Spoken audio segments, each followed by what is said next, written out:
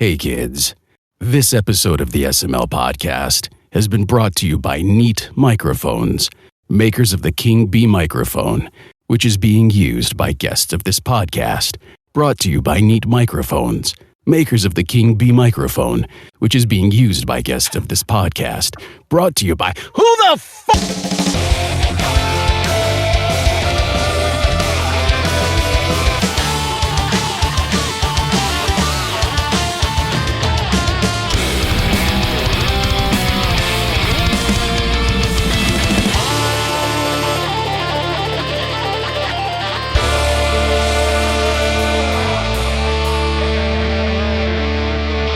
What's up, everybody? This is the SML podcast. My name is Joe. I am your host. We've got a party cast going on later on in the episode, but for now we have a fun little roundtable going down. A Neat Microphones roundtable. Joining this episode, we've got Chris Taylor. How are you doing, sir? According to all known laws of aviation, there is no way that a bee should be able to fly. Its wings are too small to get its fat little body off the ground. The bee, of course, flies anyway because bees don't care what humans think is impossible. Also joining the voice of you were great until you fucked that up at the end. Yeah, I know. the voice of the show, George Norg Nowik. How are you doing, sir? Great! Grant Henry is also here. Stemage, how are you doing? I'm pretty good. I'm just glad I have a mute button handy. Otherwise, I would have schnorblissed into my microphone. I had a great velocity. Could you describe what that actually means? So I'm not familiar with the term schnorblissed. I'm going to do it real quick, but I'm going to mute before I do it. Sweet. There you go. Oh, Yeah. do you need like a breath mint after that or something? Sure, probably. Here, I'll bring one over right away. Thanks. And then we've also got Mr. Erik Peabody, Viking Guitar, joining. How are you doing? Oh, I'm good, Joe. I'm not even going to try after all those other amazing intros. I'm good. But you're all here to chat about the Neat King V2 microphone. We covered this on the show a couple of episodes ago with our friend David Ottavino, and Tim Ekibis was on chatting as well. For some reason, the PR guy likes us, and we got a couple more microphones, and we got them in the hands of some actual audio professionals who know what they're doing, and that's why you guys are here. And me!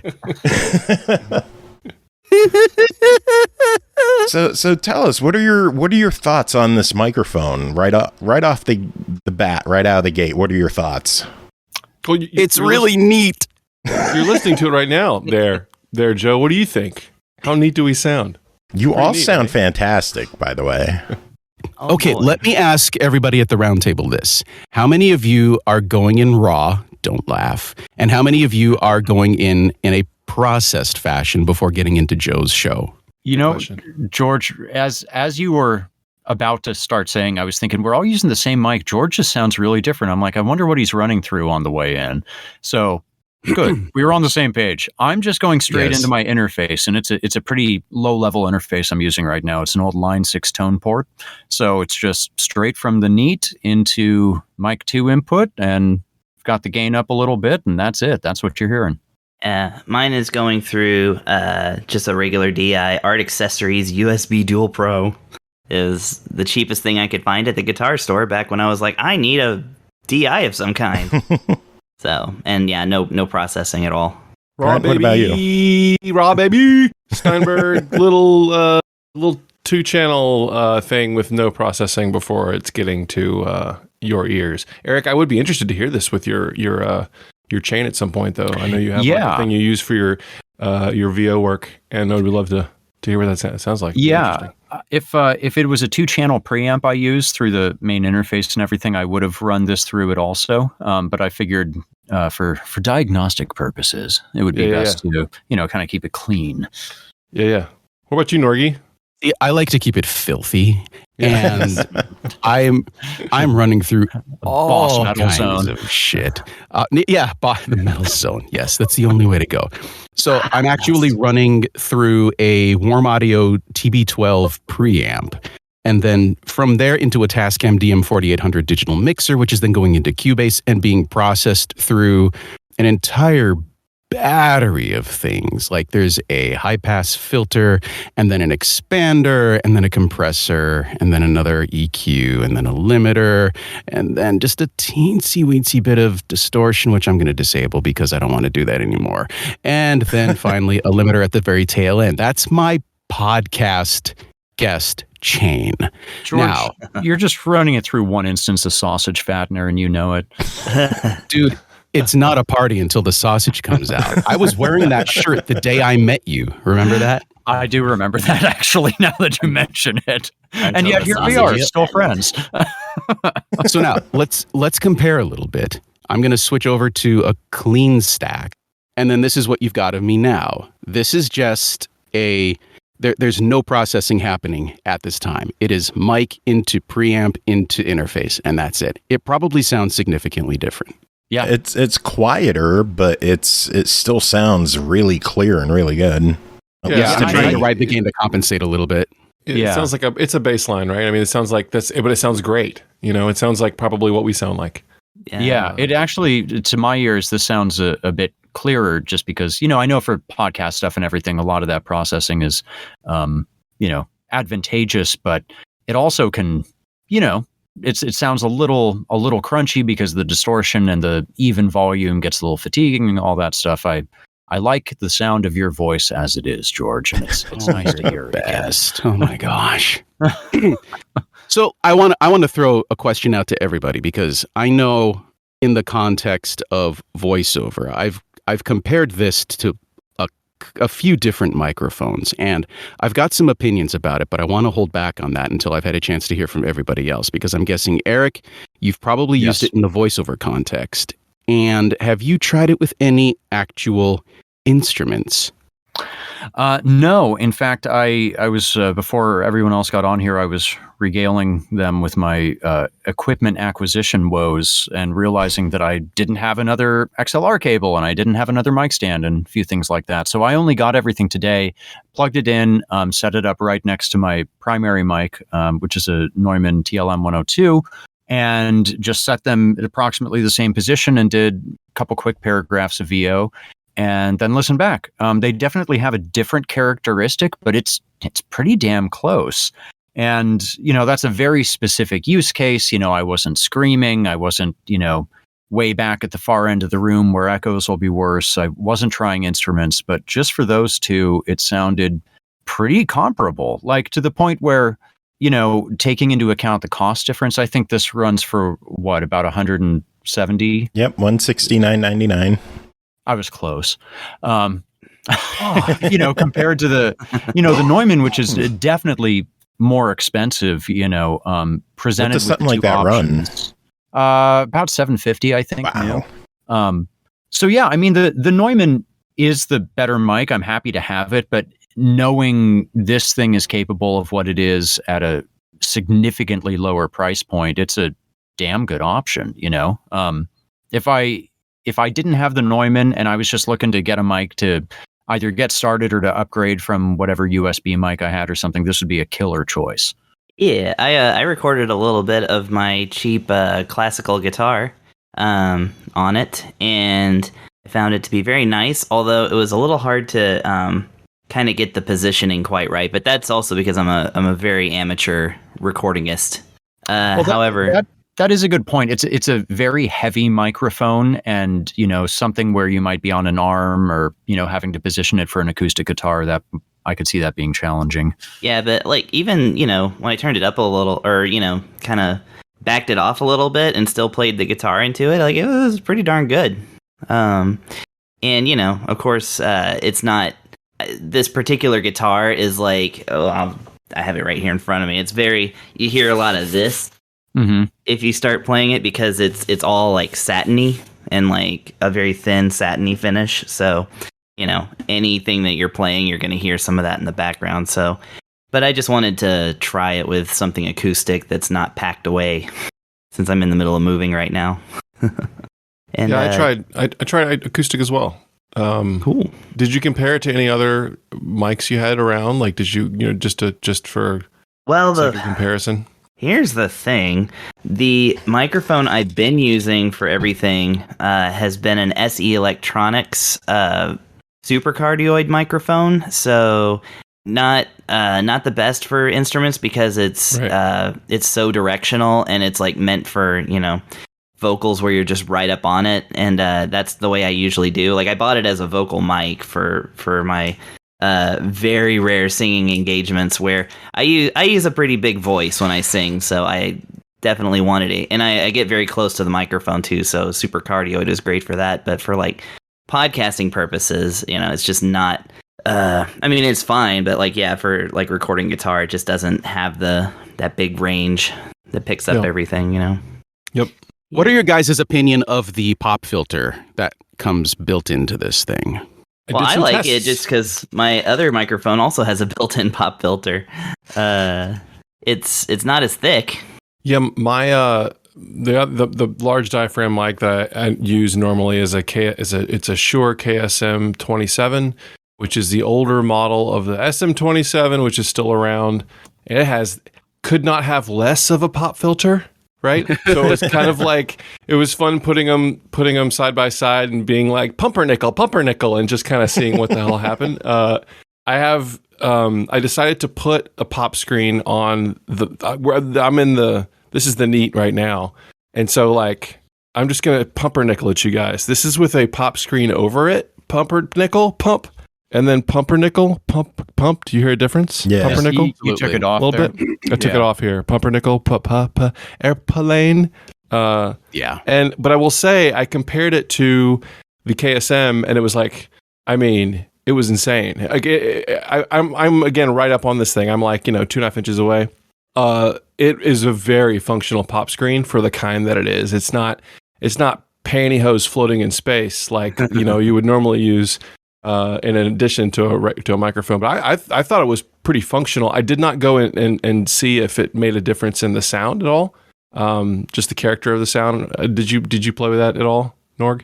I did actually. I didn't notice a lot of change. I am using a separate pop filter in front of this thing. What my estimation of the pop filter that comes with it is, it's good enough to save you from yourself if you just completely forget to consider mic technique as a voiceoverister. It will disperse some of a plosive and probably protect the diaphragm better than if you just left the thing naked.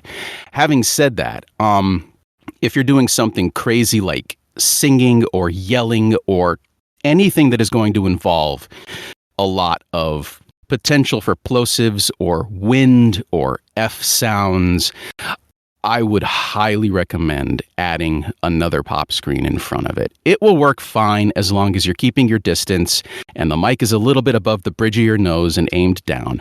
If at any point you ever need to consider proximity effect, I would say you probably need an extra pop filter in front of the thing, just because it's thin, it's a utility that does work, and I'm really impressed that they included it with everything that has already been included with this thing for the like price shock point. Mount. Like, holy crap, this shock mount. It's wow. That was a very pleasant surprise. Yeah. And it's a good thing too, because I'm not sure I have any other shock mounts that would be able to handle this thing. I think that's why it's interesting. I actually did some testing with the shock mount as well, so it's very sturdy. But I did notice. Okay, so my KSM shock mount's a pretty generic. It's very thin metal and rubber bands. It's minimal hardware. This thing is kind of like it's been engineered. It's pretty hardcore, and I almost wonder. I did some playing with it, and I found that the only negative on the shock mount, and then there's a big plus, which I love. The big negative is that it has its own like resonant frequency. I did some tapping on the shock mount compared to my KSM shock mount, and this thing sings. Like this thing has a little going on that I noticed. So if you got a little bumpy with it, you might notice it. But I think it's just because there's a lot more metal going on. This thing's a lot more over engineered than a lot of shock mounts. But again, this mic is beef. Like I think it needs it.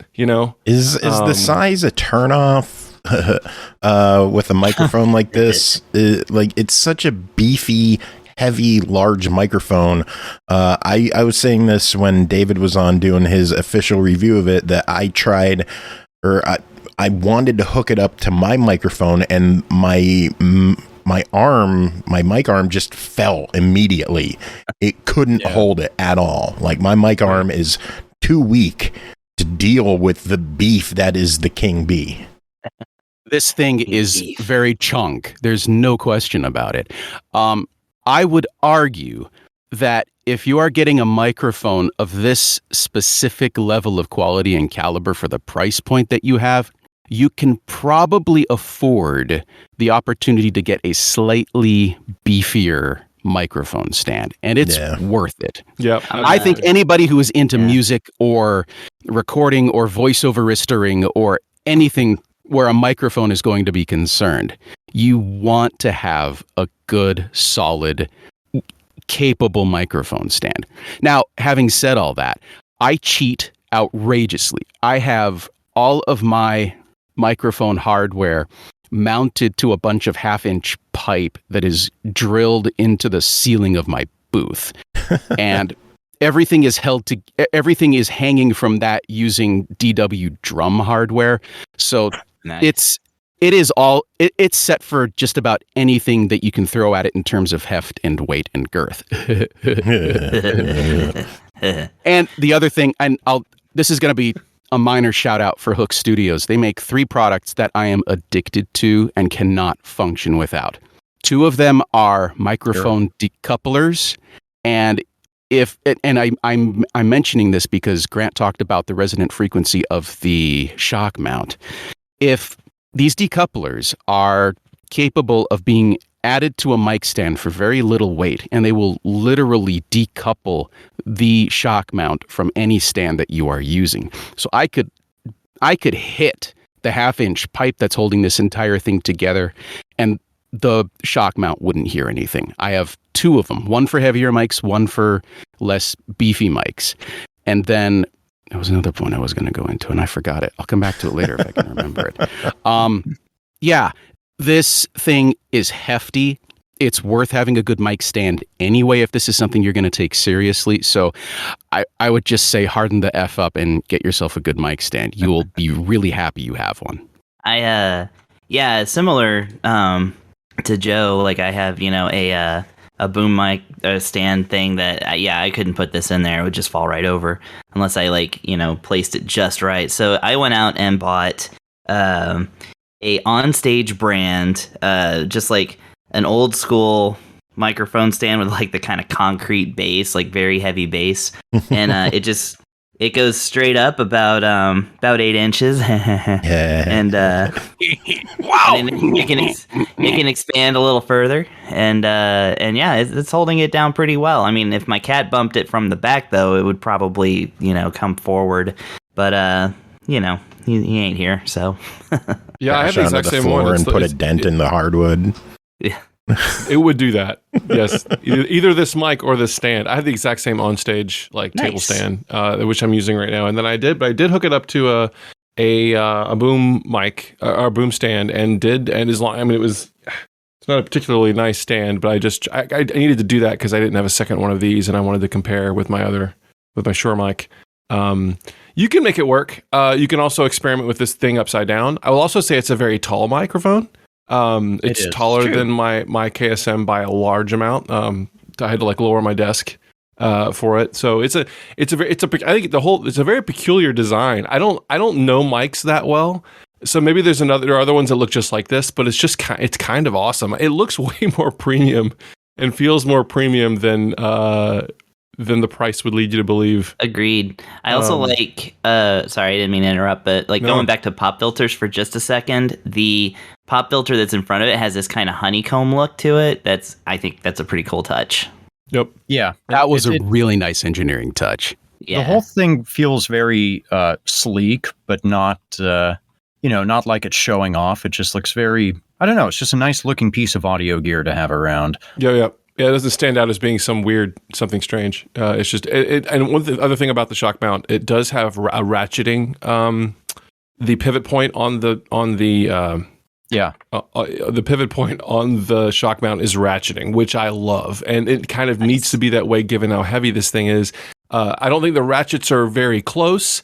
I felt like it was sort of straight up and then back probably a few more degrees than I wanted. But for something this heavy, I think having the ratchets is nice. Because every mic stand should have ratchets. Yeah, I know. My seriously. my KSM shock mount doesn't have it, and I still have to keep a quarter handy to put on the other side of the knob to hit into the flathead, screw side to kind of tighten it up a little. And the KSM's not even that much.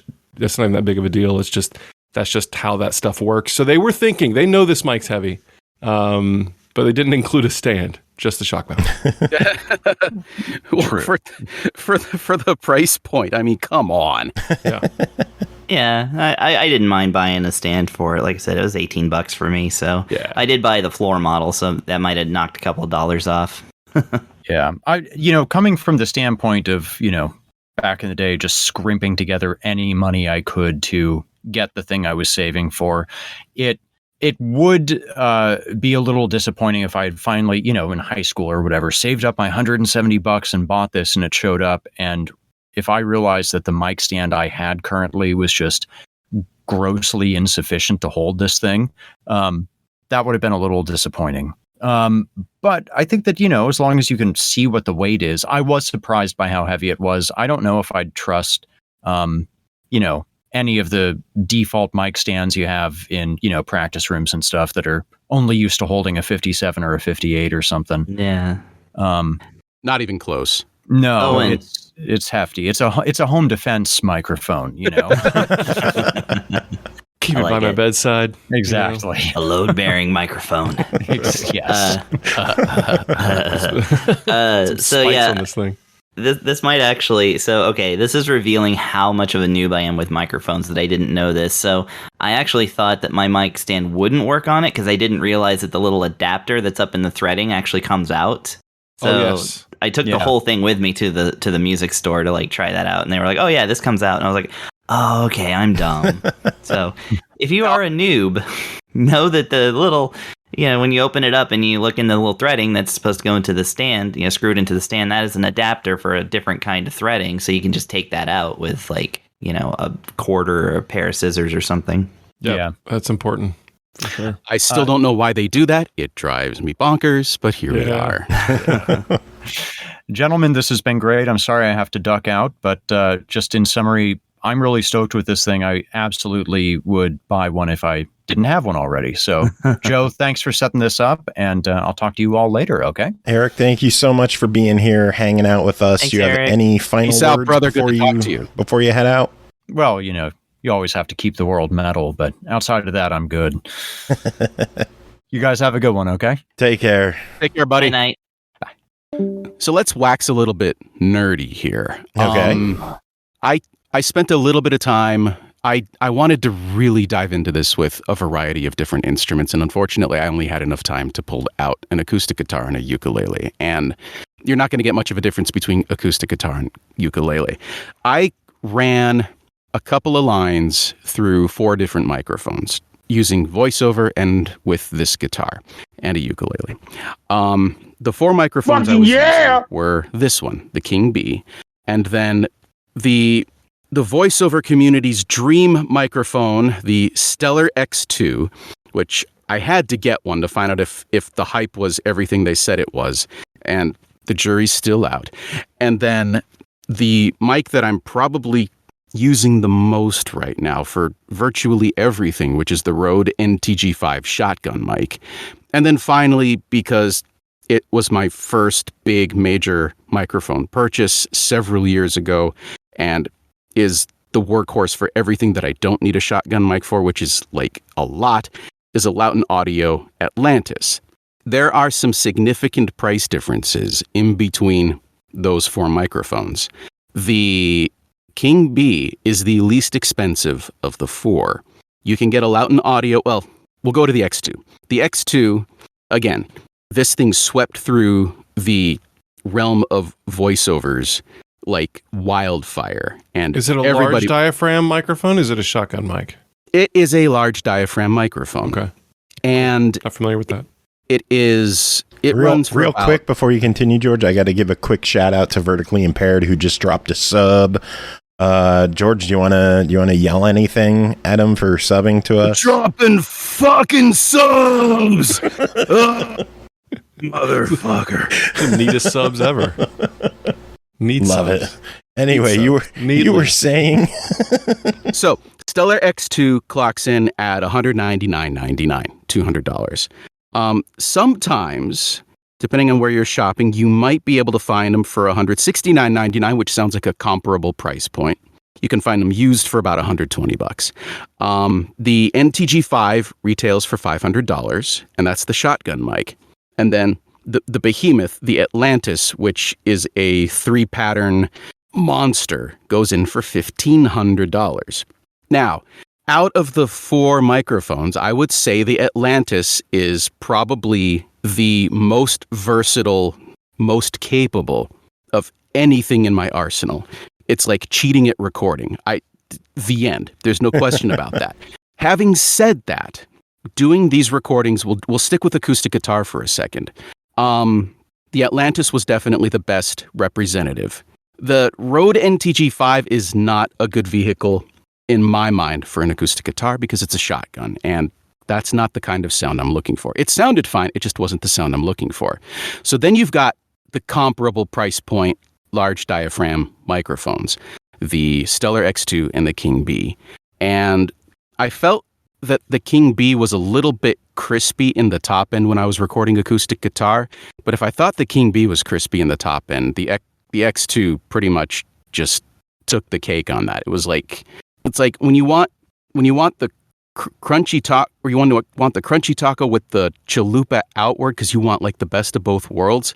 It was all crunchy taco, and I was not enjoying it at all. So a lot of that probably had to do with proximity. The mics are not going to be that close to the acoustic guitar when I'm recording it because I'm not a good acoustic guitarister, and I'd probably bump the mic. So it ranked in terms of which I would use. I would start with the Atlantis. I would immediately go to the King B. And then I would probably go to the NTG5, and that Stellar X2 was last place. Switching over to voiceover, which again, the X2 was the voiceover world's dream baby for the longest time. Again, we've got 4 completely different microphones.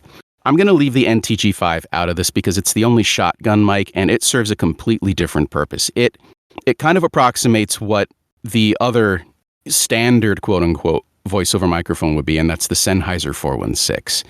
The only reason I have an NTG5 is because my 416 kicked the bucket. It needs a capsule replacement, and I need to get it over to Sennheiser, but that's another story for another time.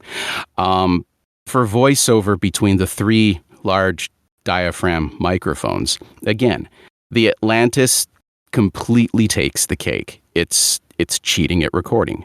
But when you've got 2 microphones down in the lower end with 2 very similar price points between the X2 and the King B, there was very little doubt in my mind that the King B was the superior of the 2 microphones. And based on retail price, it's better bang for the buck. Is it as good as the Lauten Audio Atlantis? No. But is the Atlantis like $1,350 better than the King B? I don't know. And we're not even going to talk about the U87. Let's just forget about the U87. I'm not even going to get a U87 because I record in a small booth, and U87s don't sound good in a small booth. You know what does sound good in a small booth? The King frickin' B. Like, boom. And I'll tell you what, I cheat a little bit further with the Atlantis by switching it into figure 8 mode because it just, the slight shift in the pickup pattern serves my voice very well. Having said that, I am really surprised at how well anything I've recorded with the King B has turned out. It's pound for pound, probably the microphone I would recommend to anybody who is new into voice recording and serious. And the reason I say serious is because there are a lot of people who want to start in voicing by getting a USB microphone and stepping into the walk-in closet and calling it a day, or getting under a blanket booth. I feel attacked. Good old Yeti. The good old Yeti. Now, to be fair, I know people who have booked on the Yeti, and good for them. That's like 2 people. Yeah, I got one over here. So, I mean, I'm not complaining. I'm just saying that is the strategy sometimes. Oh, totally. I'm not disagreeing. It gets the job done. It's just you run into trouble because of its noise floor. And when you're trying to, if you're very serious about this and you're trying to do something like book a national commercial, you can't do that on a Yeti. The noise floor for the King Bee is surprisingly good for the price point. I can't. I can't. I don't know how they managed to pack everything into this microphone that they packed into this microphone and put it on a shelf for $169.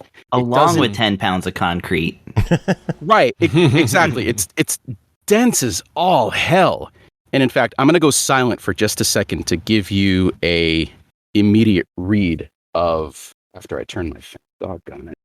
I don't know if you can hear that sound, but that's the sound of a jet engine fan that sucks air out of my vocal booth. It's fantastic. Nice.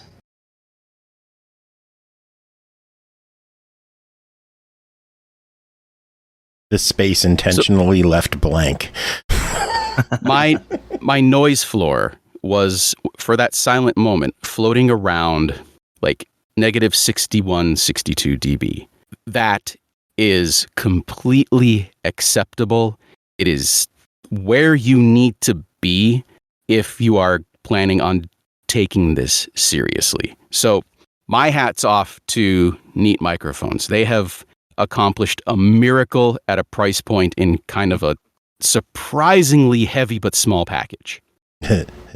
Yeah, I feel like my KSM, my Shure KSM, which was the only large diaphragm mic I have, I use it so regularly, and I've had it for a very long time. I've probably had it for about 12, 15 years, and I put these two together and started recording stuff and listening to each one and starting to really compare them. And then I forgot to check the price of the current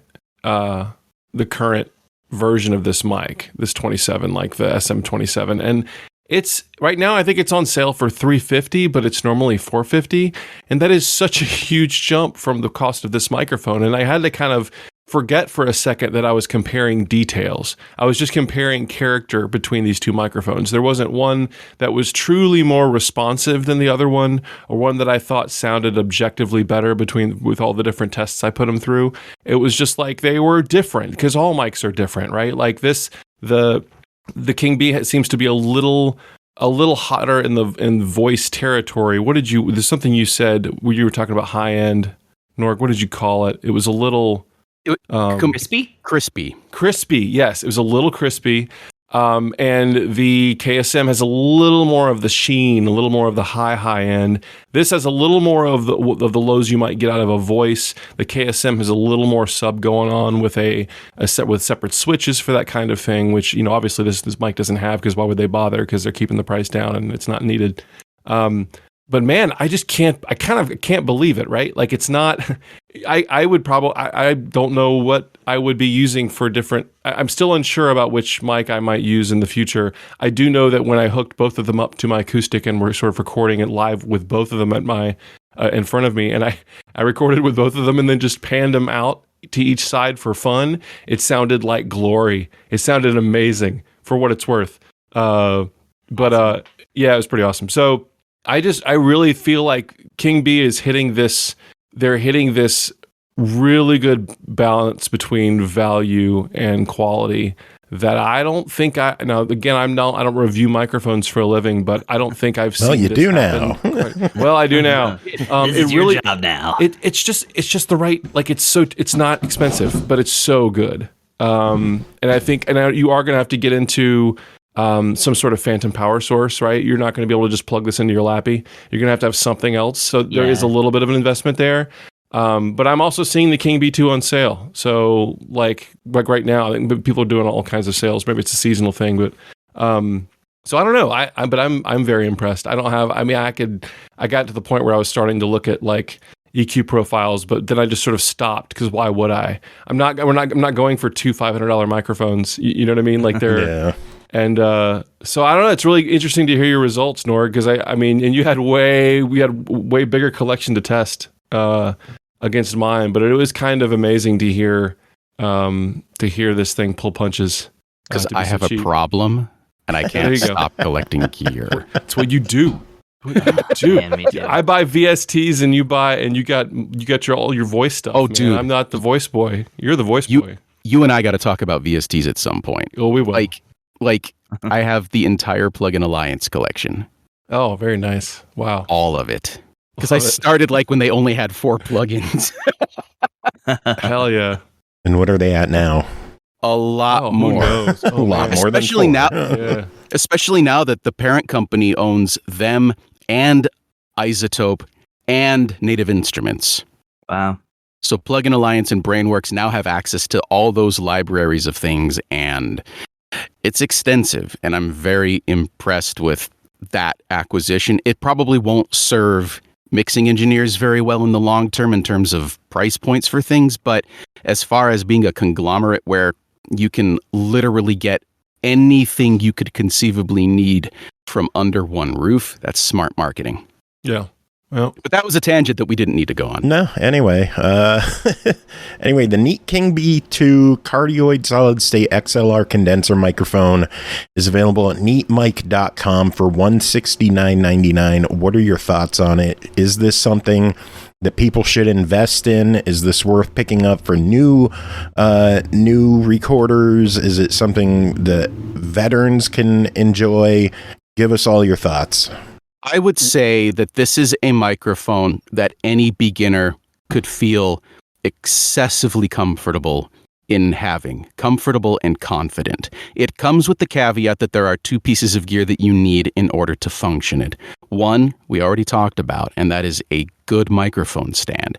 The other thing is you need an audio interface. This will not plug directly into anything. You need phantom power. Most decently priced audio interfaces are going to be able to supply the phantom power that this microphone needs, and you're good to go. And you don't have to get very expensive. You can get like a single channel Steinberg. You can get a Scarlett 2i2. Even I know a lot of people are saying don't get the Scarlett 2i2s now because the new manufacturing run is unreliable. But then you've got the People keep going. I don't want to get us on too much of a tangent, but man, people do go back and forth on those Scarletts. They do, and it depends on the Scarlett. manufacturing. It works fine for me. So Yeah. The older generation Scarletts have lasted people for years and years and years, and it seems like the consensus is the newer ones tend to break down easier because of a manufacturing change. nah. But then you've got the Audient ID4, which is a nice small 2-channel interface for a comparable price. You can find used Steinberg interfaces like the CI2 will work perfectly fine, and you won't have to spend a lot of money on it. So for beginners, at that point, I hope you're already consulting with somebody who's been doing this for a while. And if by some freakish chance you're a beginner and you're listening to this and you have no idea where to go, you email me and I will set you right. I promise you, I will not let you bungle this up the way a Guitar Center sales rep will.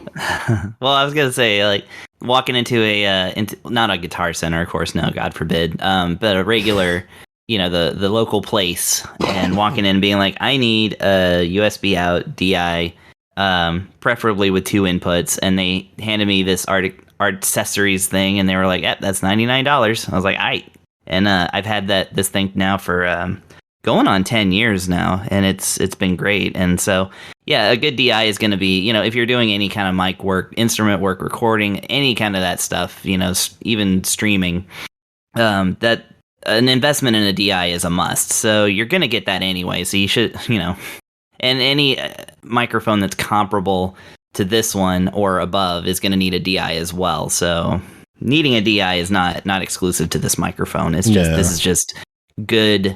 This is just good gear sense at this point. Absolutely. Yeah.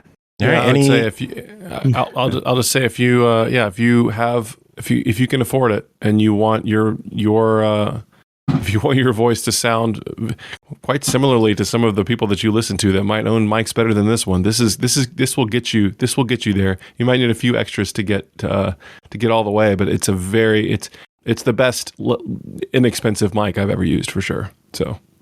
Yeah, and I'll add on to that one minor thing, and I know you experienced it and you outlined it even better than I could, Grant, and that is that if you're a recordist who is doing something in addition to or outside of the realm of voicing, I think this is a microphone that definitely needs to be in the locker, just for the sake of the fact that the price point is fantastic for what you are getting, and it may not necessarily be your go-to main microphone if you're super fancy and you're using tube mics.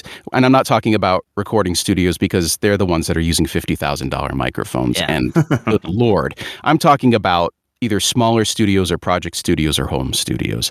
This to me is a must-have. Home recorderisters.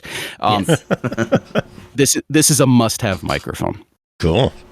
As an absolute beginner, I'm just gonna say I agree, and I would have loved to get this one as like my first sub $200, but over $50, home microphone, and I think I shall be using this in my streams from now on. Nice. It's a nice step up from those pen microphones that we used in the 90s. Oh God.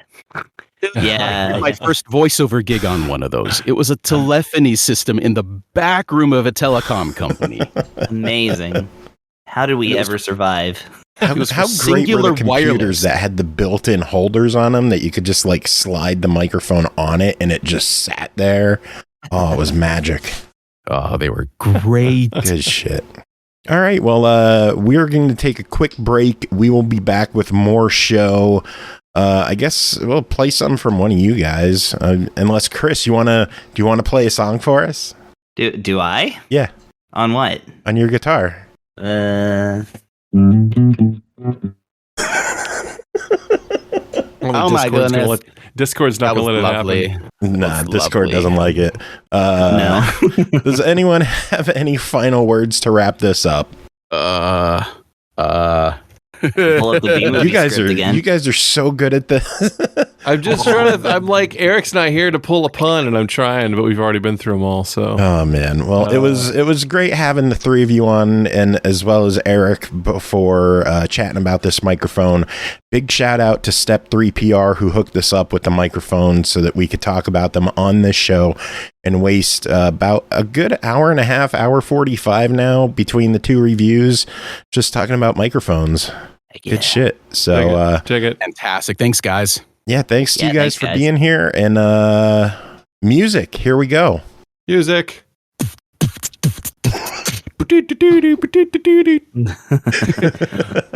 The cheat is grounded.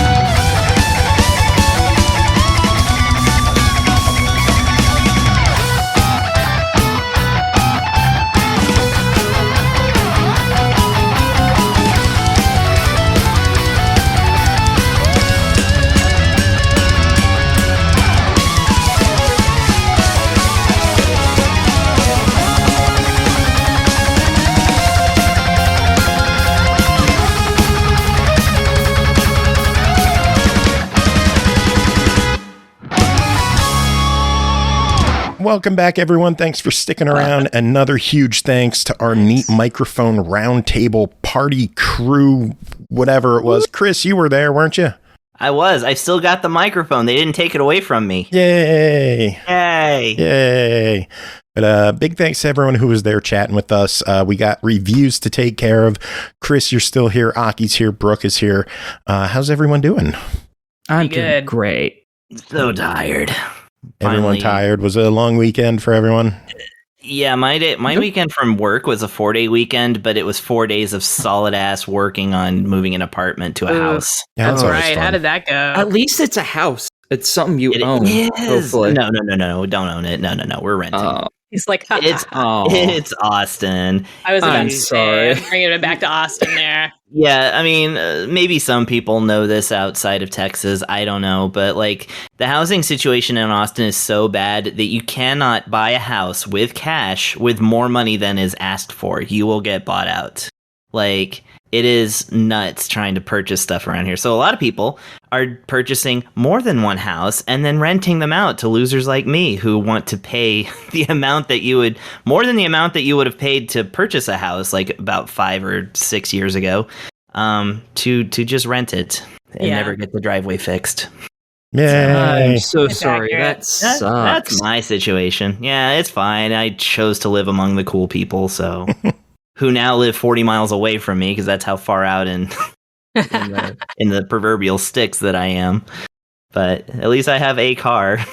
I can't even process like the scope of the area down there because of how big the cities in Texas are compared to like the few hundred person towns I live around.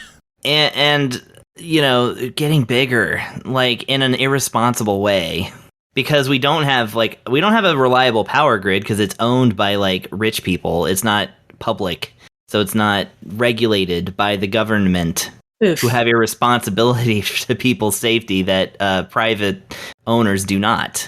I mean, just go on realistically, vacation. Texas in general is just bad for that everywhere, isn't it?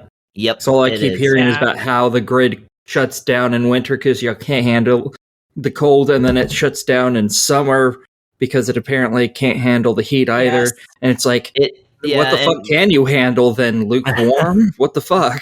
The one thing Texas isn't? Yeah, lukewarm the 2 months of the year. It fortunately has not completely shut down in a summer yet, as far as I know. But yeah, we did have a big bad moment for winter. That A big bad moment for like right around how many the months was time. that? It was, I don't know. All of them? No. That was like 2 or People 3 months died. straight, wasn't it? And it completely coincided with Ted Cruz's planned vacation to Mexico. So weird. Yeah, he's such a useless cunt. I know. It's terrible. I can't even. He's also the pretend. Zodiac killer. So I know. think about that. My friend owns a coffee shop here in town, and they literally had that displayed prominently in the coffee shop. And Ted Cruz lives here, or like he comes here a lot. So not that he would ever set foot in. I love that this is something that like bridges the political boundaries. It's like it doesn't matter if you're a Republican or a Democrat. You hate Ted Cruz. Yeah. You've heard the one about him being the Zodiac killer. Yeah. I love it. Yeah, he is that. Except, he's killed way more people now. Oh Yes. my God. It's By accurate. quite a bit. He has a lot of blood Yeah. on his hands. He sure does. Yeah. Good for him, right? Good for him. Got enough blood on his hands to keep warm all winter. Yeah. Anyway, how's everyone else doing? Pretty good, I went on man. a weird tangent. I'm really thankful I don't live in Texas anymore. I got out of there after only 11 years. So, you're making my count my blessings tonight. Nice. How was your weekend, Brooke? Pretty good. Can't complain. I've been playing Amnesia a lot, which is cool. I got so close to 100% in this game before reviewing it. I'm like right on the end here. Is But that's that a all. segue? That's all I did. It actually wasn't. That's all I did with my weekend. I was gonna unsegue us, and I was gonna elaborate that like I bought scented candles and like special treats for myself. What's sense? I hadn't ever gotten scented candles before. I'm kind of new to candles, so I went to Bath and Body Works because I heard they're having like this huge candle sale, and I got a sugared lemon zest one. I'm actually burning that one now. It's pretty good. I got a peach tea one. That one's pretty cool. This one sounds pretentious, but it's iced dragon fruit tea candle, and it smells awesome. I basically went around the store and smelled a bunch of them 2 weekends ago for my birthday. As my birthday present to myself, I got really high, went to the mall, smelled candles, bought a shitload of them. You didn't eat any candles, did you? I didn't, but I think about it, man. I really. I don't know about you, Aki, but when I was a kid, and I single out Aki here because I feel like she may have this in common with me. I was always eating weird shit. I'd eat like grass, candles. I'd eat like a crayon. I was one of those kids. Yeah, I when I was a little kid, I ate dirt. Literally, I just grab a big old thing of dirt and just eat it. Yeah. I didn't know you ate dirt, but I knew you ate weird shit like me. I knew. Oh yeah. Over the little I weirdo still kids. eat weird shit, just not dirt. I mean, just a couple years ago, I ate a sucker that had a scorpion in it. So, Oh my god, I haven't had one of those yet. I thought but you were I always about to kinda say look like at 2 them. years ago I had a crayon. It was pretty good still. They're pretty no, good. crowns are disgusting. Because I have eaten those. Nothing's wrong with crayons. You just got to peel the paper off. No, you don't. Take Secret. the That's wrapper perfectly off. edible too. That's Skin's scary got all the Wolverine. nutrients. If you're already eating the crayon, you might as well eat the paper Skin too. has Yeah, the get a little nutrients. fiber in there. Thank you. It does. It's paper. It is actually. It has fiber in it. It is funny, not to get too far ahead of Brooke's review or anything, but like that she's talking about relaxing, like and lighting candles and playing Amnesia, and like because I'm not from the Otome spheres, I keep thinking Amnesia Dark Descent. Everybody always does. That's what I was thinking horror too game. until you said that. I'm really Yeah. glad that there's a much more famous game franchise that goes by that name, because whenever I'm tweeting about it, and I tweet about this game like all the time, it's a cult classic in the Otome community. Someone will always come in and like put screenshots from that game in to like troll me and the other Otome fans. It's pretty time honored tradition for us, and I still have never played that game, so I kind of like never having a frame of reference for that. Are there any good I've only- photoshops of like the two worlds combined? That's a good question. I'm gonna shoot that question out later and ask, because that would be entertaining. I was just looking through images of Amnesia Dark Descent, and somebody like made an Adventure Time like riff on it, which I don't like it, but at the same time I'm like, okay, yeah, I get this. Cool. That's how I feel about a lot of fan art. I'm like, I don't like this, but I respect your game. Yeah. Well, it's just somebody's Photoshop. That's cool. I'm dropping it in our Discord. You should drop it in chat. Unless it's an NSFW one. Oh, Then you What? should drop it in chat. No. What about not safe for work? it's on Pinterest. I'll drop the Pinterest link, and Ooh, so cool. y'all can support the artist whose name I didn't even read. Oh, nice. Amnesia time. Oh, Lord. looks Yeah. pretty cute. That's I've only ever watched Amnesia being played. I've not played it myself, but it looks pretty cool. I like the monsters. They look good. Cool. So should we talk about your Amnesia? I guess the time has come. Or Aki, how was your weekend? It was great. I was playing my review games the entire weekend. Did you have a favorite? Not really. I just had Embargo? one I didn't like. Oh, yeah. Okay, that's good.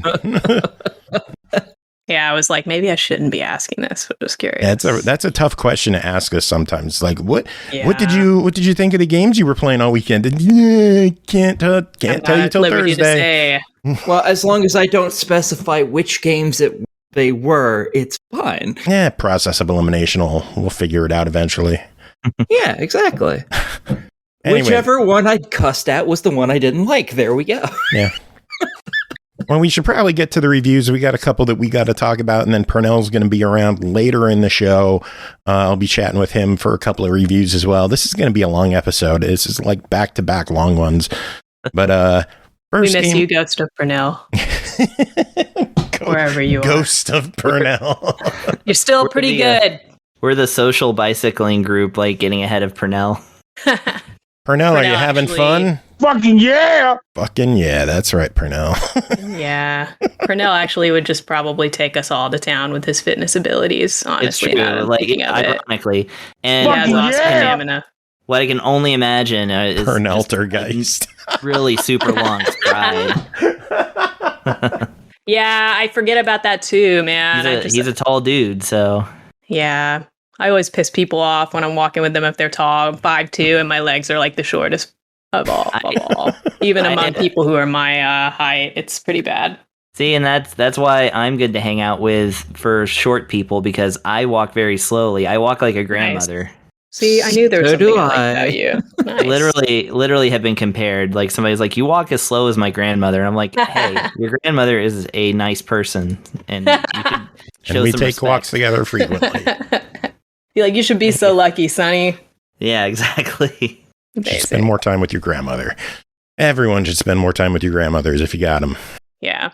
But yeah, review. Should we get to them? Let's do it. Sure. All right. First game to talk about is Amnesia Memories, developed by Idea Factory and Design Factory, published by Idea Factory International, released September 20th on the Switch for $49.99. In this otame visual novel, you awaken on the 1st of August with no memory of your relationships or your past. A friendly spirit named Orion appears, somehow trapped within your consciousness. With his help, you must unravel the mystery of who you are while hiding your amnesia from those seemingly closest to you, or risk oblivion. Can you regain your memories and find your true love before it's too late? Brooke, how much time have you spent on this game? Ooh, if anyone who works with me is listening, less than 40 hours. If anyone who doesn't work with me is listening, this is a 50, 60-hour game on the low end, and I'm on some of the very last side endings here. So I almost set a little record for myself, 100%ing a game in a week, and the amount of time I got to review it. Oh, came pretty close, maybe next time, but I love this game, and I played it so much, even though I played it 8 years ago. So that being said, as a gift to everyone present today, I will not be talking about this game for 5 hours, which I easily could. This is probably my number one favorite Otome game. If you're an Otome fan, it's a lot of people's favorites. Probably my number one favorite Otome game of all time, and also just one of my favorite games, period. Literally changed my life. I finished this game up when I was 27, cried my ass off, and I made some huge life changes. I'm serious. Really changed me. This game and I go deep back to 8 years ago. And I'm honored to review it. But deep down, I did wonder if this game would hold up after all the years. And it did. I played so many Otome games since then. And this is my first big budget, full feature Otome game. I played phone apps and stuff like that before, but I really didn't know what was coming in this game. And after so long, it still really delivers. It's a good one. I was crying when I got to the code to review this. I was posting on Twitter, "Oh, I can die now. My life is over," in a good way. And that's kind of a joke, but it's important to me, and it's a cult classic for a reason. So I think it held up content-wise, and I've experienced almost every part of it. Again, as a 30-something-year-old woman, the premise of this game is, as Joe said, you've got amnesia. You wake up one day, and you don't know who you are. You don't know what your name is. Everyone you're interacting with who's a part of your life, they're a stranger to you now. But yeah, so that's the premise of 800 animes and mangas. Why do we care if a normal brunette person wakes up one day and has no memories and has to figure out who all these people are surrounding them, who are all attractive members of the opposite sex, each with a different hair color? We've seen this done so many times. Why is this special? Well, this, first of all, this is an Otome game. It automatically makes it pretty special. But while this, unlike other mini Otome games where the objective is to eventually flirt and kind of start dating one of the cast by the end of the route/game, in this game, in most of the routes, you wake up and you're already in a relationship with the person of the route. But while you're pretty cute, you weren't the greatest person, so your relationship is not going well. Also, for crazy anime reasons, you have a supernatural creature as a sidekick who no one can see but you. And for supernatural bullshit anime reasons, you're not allowed to tell anyone you have amnesia. So you have to go through this game, and it's kind of it's borderline psychological horror game for sure. Mostly lying about the fact that you can't remember anyone you're interacting with. And it gets pretty deep. A nice feature of this game that I had totally forgotten about, even though a lot of the more graphic parts of this game are burned forever into my brain. Something I forgot about because it's been a minute. Each world you can visit representing a route or a sort of parallel timeline, sort of what's going on here, is themed after a suit of cards. And in each world, the characters will be the same, but their interactions together in their lives up to this point could be totally different. Your best friend in Spade World could be your murderer in Clover World. And don't tell me Clover is clubs, because I know that. Tell Japan, not me. I'm not double localizing this for you. But yes, that feature's really cool. This game has a lot of really nice details like that. This game was a good time for me, even now, out of context. Let me see here, scrolling down through my notes. So yeah, I played almost. The port is a great question. I've almost 100%ed this game and seen almost every part of it. And the port works great. A lot of folks like me who are purchasing this again for the second or third time out of respect and nostalgia for one of the great pieces of art of our generation are wondering, hey, it's almost a decade later for this region, more like 15 years later for Japan. Does porting this game mean it's going to get new features, new UI, new options to update this game? The answer is no. It is the same UI, and we don't have any of the common upgraded features that a lot of visual novels will have now. We can skip text, which everybody knows that I and other visual novel players really enjoy, but we can't yet skip to the next choice. This is going to make more sense to Aki than maybe non-visual novel listeners. You can kind of fast forward through and watch the game to skip dialogue, but you can't just obliterate out everything to get to the next choice like you can in most modern nice visual novels. But if it ain't broke, don't fix it. Seriously though, while that would have been great to be able to skip to the next option, it's stuff like that. It wasn't as much of a thing back in the day, and at the end of the day, the otome genre doesn't have like an insanely big budget, so a port like this costs a lot of money, and I can understand why we didn't add features in like that, but I do wish we had that, and I was wondering if we were going to get it. Another thing we didn't get that I was wondering if we might be able to have, normally when you get to a special event in these games, you get a CG, a content graphic, a nice little anime picture of the scene that's not just the character shadow puppeted up on the screen behind whatever background the scene's in. A lot of times these scenes are pretty long and the CG will change and the character will like put their arms around you or blink or someone will start crying. A lot of games nowadays will have updated CGs where you can flip through the memory album of the game instead of replaying the scene, and you can see all the pictures that you've unlocked by getting as far as you have into the game. This game doesn't have the updated CG option. It's still just the first one you see. If something else happens in the scene that changes it a little, you'd have to replay the scene to experience that CG again. But if we're wondering if it's well ported as far as quality goes, everything works perfectly. It does exactly what it says it's going to do. And I played this on PC back in the day. Most people have. It's come out for Vita too, but it's clean, it's simple. It was one of the better visual novels that came out when it initially came out.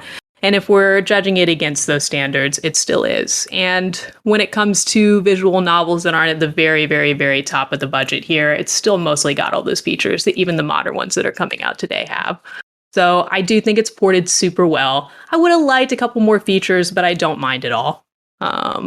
But yeah, what would you add? What would you do to make it an even better experience?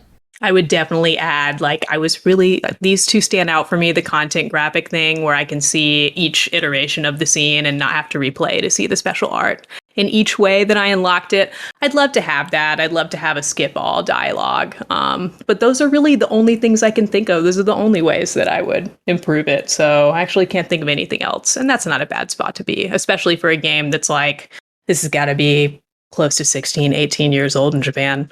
Yeah, well, it's $50. Does it stand the test of time? I think it does, because this game is a big honkin' game. It has a lot of gameplay. It's got a ton of replayability. I don't really harp on whether we have a skip all text option if I'm not looking to replay the game many times. But if I'm over here 100%ing it after 8 years, a lot of other players will be too. This is a game where a lot of people want to see every second it has to offer. And $50 isn't the very peak of the price point for like premium Otome games like this anymore. So they could definitely charge more for this if they wanted. I paid a cool Don't give them ideas, please. I paid a cool $120 for the limited edition of this game, and combined with the sequel, which they're releasing on the same day, and some sweet merch. And I even told Joe, I was like, please tell Idea Factory I already bought this at the highest price point, so that they'll know I'll probably give it a good review. But yeah, I'm ready to say if I think it's missing any features, and those are the only two I can think of, and they're definitely not missing it compared to previous ports of the game. It just would have been a little bit nice to premium it out. But the game looks great. The sound design is just, everything's perfectly mixed, and the opening song that was written for this game is top notch. It sounds beautiful on the Switch. So you want to know what else is beautiful? Stag Gorilla dropping more biddies in chat. Thank you, Stag. Thank you. Thanks. I hope this isn't like a vision of the future where it's just George's voice repeatedly dropping B. That's pretty cool. I love it. I love hearing George's voice scream just randomly while someone's talking, just out of the blue. Dropping B. Makes me laugh every time. Good voice. The funniest though is raids. Yeah. Yeah, I think it's really funny that like in today's internet, you know, if you think about versus like 20, you know, plus years ago, whatever, it's like people like it's now like a common practice for people to annoy each other with money. I mean, I'll people take can it. annoy me with money all they want. I am fine with this. I would exactly. really like to spend like $500 on a model kit. But if you would explain that to somebody who is on the early internet, like, yeah, someday somebody is just going to like spend a lot of money to support you because like you've got something set up where it's going to annoy you, you know, or it's going to annoy like other people. Just imagine someone throwing handfuls of change at you while you're walking around. Yeah, and it's not as much in this stream as I see a lot of the other streams, like, you know, partner gaming streams and stuff like that. It's just like every increment of money like equals some annoyance for, you know, the audience, which again, I just think it's funny. Fall into the abyss. I think it's funny because I wouldn't have believed that. I would have been like, is this some idiocracy shit? Like, this sounds like some dystopian sci-fi bullshit. Like, it's entertaining. But now that I'm here, I'm like, yeah, this is just what it's like now. It's like, not only no, yeah, it's not. I mean, it arguably could be, but it's like, not only is this going to be completely normalized, but this is going to be the preferred way to play like your Nintendo. Yeah. I mostly play my Nintendo on stream, but I personally don't have the alerts and stuff by choice. But I just think it's funny that's the culture now. See, I used to not have them, but it became more funny to be interrupted while I'm trying to do something with someone screaming at me. So yeah. Or in the case of raids, hearing Jacob go fall into the abyss of my gaping butthole. Wow. Exactly. And, you know, it's probably That's my just favorite one. It's the combo of tired and caffeine that's making me, you know, all pontificate like this. I'm just like... Well, anyway, it's your turn, because next game to talk about is Whateverland, developed by Caligari Games, published by Caligari Games and Whisper Games, released September 15th on Steam for $19.99. Find your way out of a magical prison in this non-linear point-and-click adventure full of mini-games and challenges. Get to meet the charismatic Whateverlanders, steal and deceive, or be a good boy to discover all the different endings of Vincent's story. Chris, what is going on in Whateverland? Okay, so Whateverland, this is a point-and-click adventure. In as much the tradition of, you know, that you when you actually play when you start the game and it gives you the tutorial literally contains two words, and those are point, and it shows the mouse pointing, and then click, and then it shows the mouse clicking. And it's like that. This is how you play the game. You point and you click. Sounds rough. Fair enough. Yeah, I know. It's a lot to remember. I know. And, you know, damn the kids nowadays needing these tutorials. You know, in keeping with the modern traditions, this one also has a function where if you hold the space bar, it shows you all the hot spots, which I like. I always award points for eliminating the need to pixel hunt. Yeah, I like that. Yeah. And, you know, this game is actually kind of a little different. It's got a little bit of a different play on the old formula. So let's get into a little bit of the plot, because that's what we like in these games. So you are Vincent. You are a cat burglar who steals into a mansion late at night to steal an old lady's necklace from a glass display. And you are caught by said old lady, who turns out to be an ancient witch, and she sends you careening into another dimension. So it's a pocket dimension where this witch has sent people that she either does not like, or we find out through the course of the game and meeting other characters in this world, some quite voluntarily ended up in this world. So it's a good way to kind of get this sense of like, you know, here's a small world with a bunch of characters with different feelings about being here. You know, it's a great way to kind of bundle that up real nice. And so, yeah, you basically wake up in a junkyard, literally inside of a fridge, and you start wandering around, and eventually your kind of tutorial set of dialogue and quote-unquote puzzle leads you to freeing and befriending your partner, who is Nick. And Nick is a floating Shakespearean ghost. That is to say, not a ghost from a Shakespearean play. I mean, he actually looks like William Shakespeare as a ghost. With Nice. with splooshy black eye makeup. Everybody has like black eyeliner and splooshy black eye makeup. I think it's like part of the curse or something, and it just conveniently ends up giving this like a style. I do appreciate that we're 2 for 2 on games that have ghost-like sidekicks. Yeah. Same. And yeah. And so your character and Nick kind of, develop a little bit of a friendship over the course of the game. So it becomes a little bit of a buddy thing. Nick is eccentric but knows the lay of the land, and your character is a little bit more cynical, but depending on your choices, either easygoing or, kind of more sarcastic and, a little more, what would you call it? Not acerbic, but I don't know. Let's just leave it at cynical. He is a career thief. And in that sense, like, you do have basically the way that the puzzles and stuff work. It's less about collecting items and finding obscure ways to use them, and more like just walking around and talking to people, and like eventually either kind of tricking them out of like the thing that they have that you need, of which there are 7. Like the game sets up the MacGuffins pretty well. They're like, we need 7 pieces of this thing in order to, basically they're trying to summon the witch to ask her nicely to send us back, literally. And so like you need 7 pieces of the spell or something like that. So, the MacGuffins are laid out very plainly.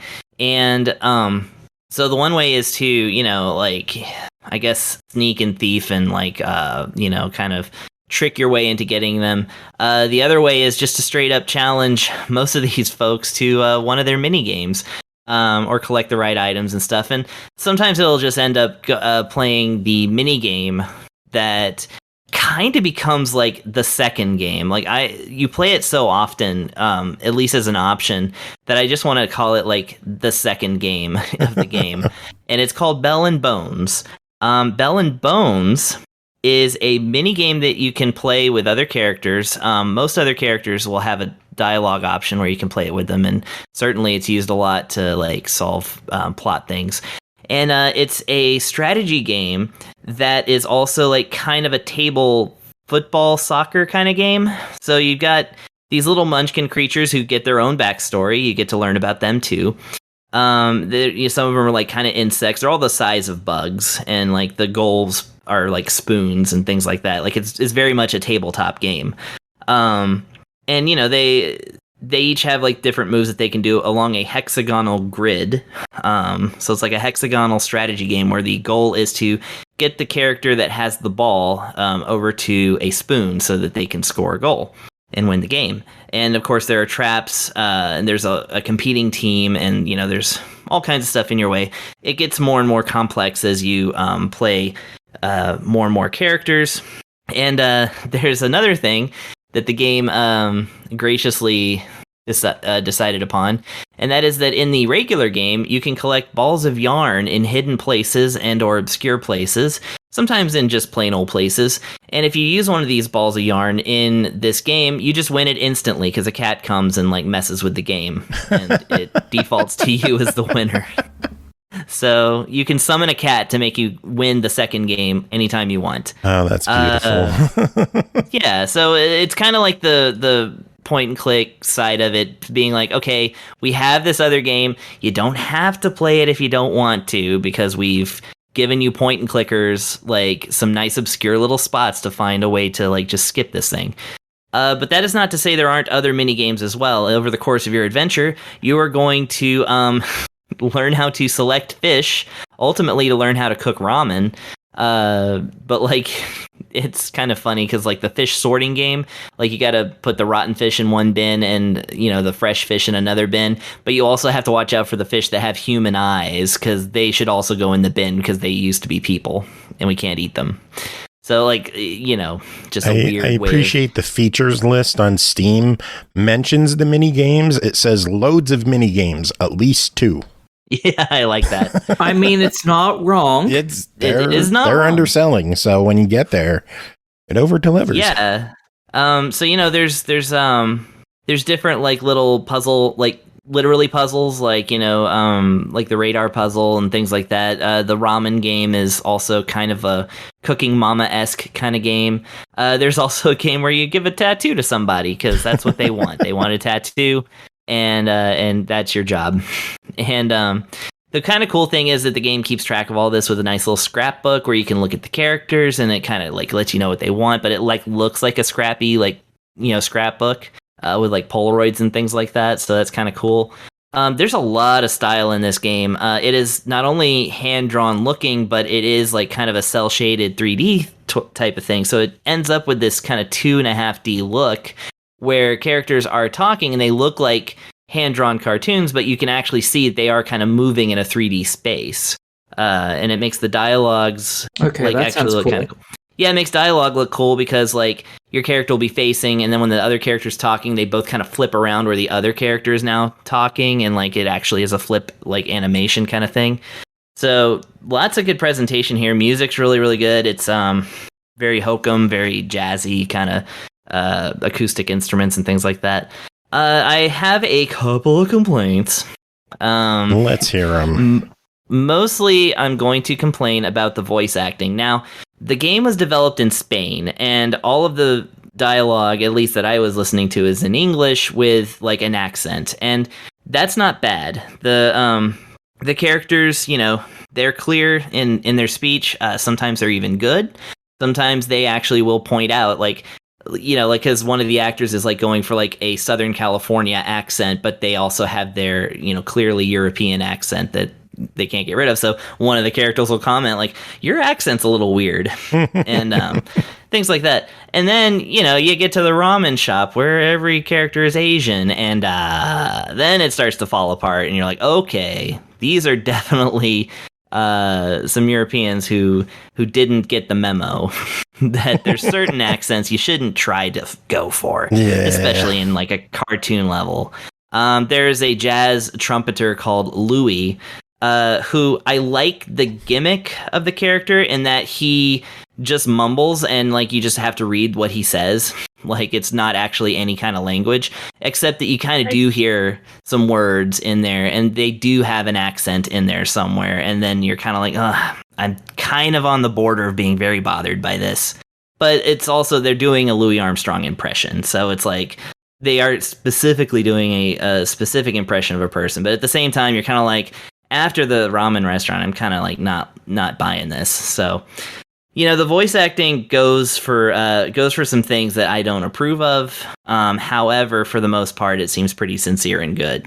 So, take from that what you will. Writing can be a little weird. It does have some grammar errors and some like some weirdness. But again, I think for the fact that all the rest of the presentation is so good is only why sometimes the writing does kind of contrast with it. And also, it's not a hilarious game. I mean, the first character that you run into after meeting your, eccentric sidekick is a guy who is kind of a reflection on the fact that no character in the game can die. So this character's constantly trying to commit suicide. And he's drawn out like a very tragic, emo-y kind of, with the flippy hair and stuff kind of character, and he's just very sad, and you're kind of like, okay, am I supposed to find this character funny or tragic or a reflection? Because like the very next scene, like we're yucking it up in a bar with like some other characters, so it's kind of like, okay, what tone am I, is there a consistent tone in Whateverland?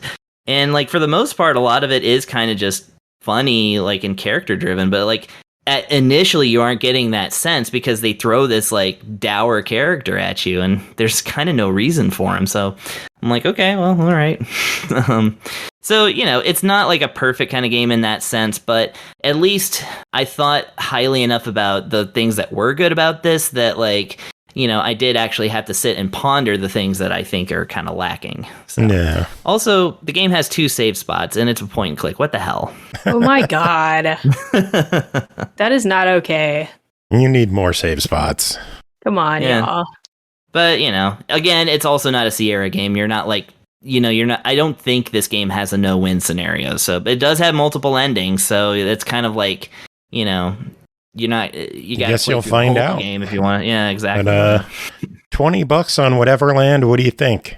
Well, given everything, I'm gonna say that kind of on its face, it's a pretty good buy it for a interesting point click in an interesting world.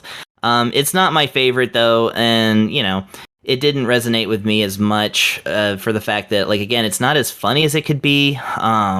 But they did try so hard that I'm like gonna put it on the high end of a try it, branching into the low end of a buy it. Sounds good. Just to kind of get the experience. It's teetering in that 75 to 80% kind of area. Yeah, so there you go. Cool. Well, next game to talk about is To Leave, developed by Freaky Creations, published by RedDeerGames. Released September 9th on Xbox One and Switch for $19.99.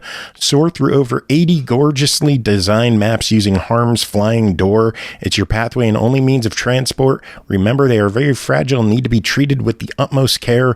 Travel through the dark void, discover hidden meanings and symbolism weaved into the gameplay. Challenge yourself and understand the heartbreaking truth about Harm. Aki, what is going on in To Leave?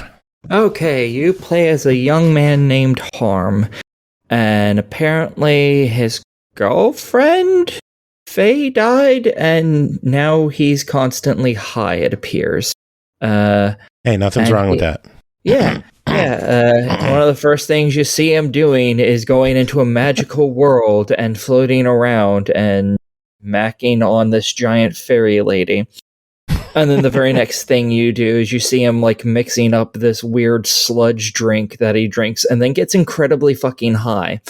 And I believe that is the state he is in the entire game, I believe. Okay, so what do you do in the game? You go into...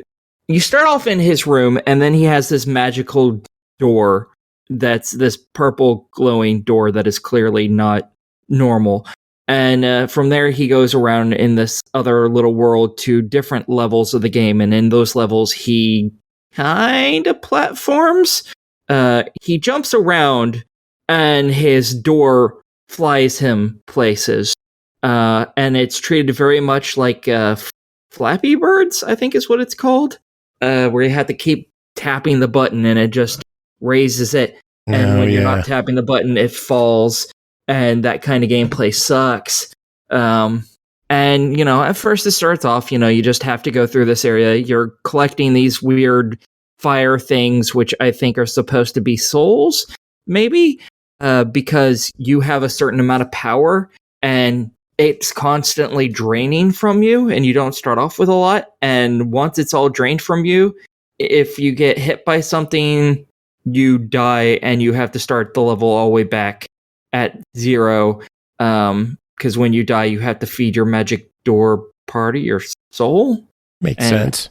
Yeah, from reading some of his journals and stuff, it seems like you can only do that 7 times, and then maybe it's game over. I'm not really sure, but basically you have to Flappy Bird your way through this level collecting souls, and you can't touch any of the walls, the ground, anything. There's only these weird squares, purple squares that have faces on them that you can land on, and they are little checkpoint areas. So, anytime you touch something or something hits you, you'll be teleported back to there until you've run out of energy and then died and went back to the house and have to restart the entire fucking thing all over again. So it eventually gets harder, things start firing at you. I like how you say it's Flappy Bird gameplay and then it gets harder. Yeah. That doesn't sound very fun. Oh, you noticed that. Okay, good. I'm glad you noticed. At first it's not too bad because you're not like going through just hopping up and down, dodging around pillars and just moving one direction. In this, you're going up and down literally throughout this whole level, not specifically dodging anything. So it's not quite 100% Flappy Birds, but the way it moves is like Flappy Birds, where you have to constantly tap a button to get it to raise more and more and more. But eventually you get areas where things are firing. They fire in a straight line, but you have to dodge those or else they hit you and you go back to the prior checkpoint. as you collect these souls thing, you get more power. And it continually forever builds up. As long as you keep grabbing them, you'll just get more. There's no limit. Like, you don't stop at 100% energy. However, any of them you collect, if you die, you go back to the checkpoint. Those do not show back up. Granted, you still have however much energy you died with, minus some for getting hit. So you still have a bunch more. However, the more you fail at that same part, the more fucked you are, because that's how the game decided to give you the middle finger. Yeah. Eventually, you get blocks that chase after you, and they believe in the concept of momentum. In other words, the further away from you they are and move toward you, the faster they move. Whereas you do not have that concept of momentum makes me go fast. So yeah, that's a thing. We're just going to go with that, because otherwise I'm going to have a long string of obscenities. Oh, geez. Yeah, and in later levels, the areas between checkpoints is very long, and you have a lot of said bullshit to deal with. And I quit at level 8 out of, I think there's supposed to be like 11. And I said, fuck it, I'm done. I'm not playing this ever again. So I didn't even finish 8. Yeah, no, I gave up. I was like, no, I fucking hate this. This is misery inducing at this point. I'm fucking done. And it's because I spent over an hour on that one fucking level, and I just would rather blow my fucking brains out. Relatable. Yeah. Well, it's $20. What's your verdict? No. I'm sorry. No. If they want to make this a tentative buy it, they need to do some serious work, namely respawn the energy things so that you can continue to get energy every time you go back to the fucking checkpoint. That way you're not just being punished over and over and over until you literally cannot win, because you keep getting punished at the same section and constantly are just running out of power until you eventually just die, which is bullshit. And to add more fucking checkpoints. Yeah, this one sounds like a tough one. Yeah, I spent around an hour, maybe 2, on level 8, and I hit 3 checkpoints. It takes a lot to make you tap out on a game too. You've gone through some shit. Yeah, this is one of 2 games that I decided, fuck it, and I'm not going to go back to this unless they change it. This game, I am so glad that I have, padding throughout my insulation in my house so people didn't hear me screaming obscenities at this game. I'm starting to get red faced just talking about it because it's making me angry. Brooke, did you hear her from the bushes outside? I did. I wasn't going to say anything because I don't want to embarrass her right now, but, you just had to call her out on live air. Thought it was 2 cats fighting. Next time you're in the bushes, just come in. Okay. That ruins the fun. I don't know about that. There could be a lot more fun had elsewhere, but... All right, well, can only go up from here. And things are going up big time because the last game that we're going to talk about is Kaichu, the Kaiju dating sim, developed by Squiddershins, published by Top Hat Studios. Oh boy. Released September 7th on Xbox One, Series X and S, Switch, PS4, PS5, and PC for $9.99. Kaichu is a dating sim about kaiju. You play the role of Gigachu, a gigantic romantic looking for love. Meet 6 other eligible kaiju and visit 24 famous landmarks where Gigachu will answer challenging compatibility questions to decide the fate of your relationship. Brooke, what is going on in Kaichu? Well, I ended up just talking a lot during the interview, so I was going to let Aki start us out on this one. Aki, what's going on in Kaichu? Because here's my review notes. Just listen to the interview. It's in all caps. I mean, we did go for 90 minutes last episode. Really good interview, honestly. Yeah, that did pretty much answer everything we could have said about the game. I think was said during that.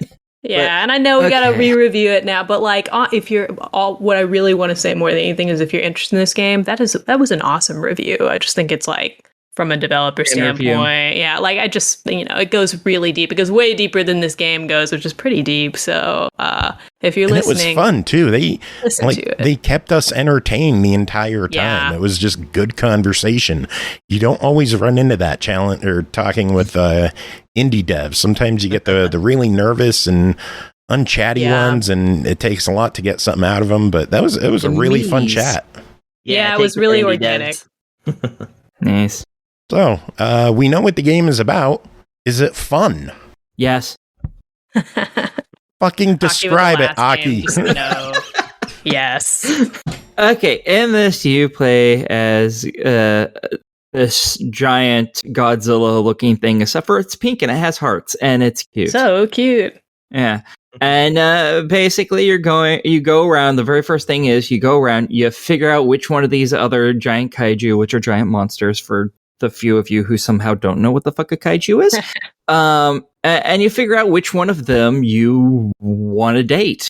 And some of them are super cute, and some of them are like three-headed hydras. Literally. And But they're then all after super you... cute. Yeah, well, some of them are cute, some of them are guys. And once you've figured out which one you settle on, you go and talk to them. And then at that point, you go and you destroy a national monument somewhere, wherever you want, because the whole world is open, and you can just find a monument and say, okay, fuck this monument in particular, let's destroy it. And that things like Tokyo Tower, the Sydney Opera House, Mount Rushmore that Brooke really enjoyed beating the shit out of. We obliterated that. The first one I always destroyed was the Sydney Opera House. I actually didn't see that one until the game was almost over for me. I was like, oh shit, there's something down here. Well, hell, every time you continue the game, you start near it. Yeah, I just missed it. So you go and you start destroying a tower with your deity, and that turns them on, apparently.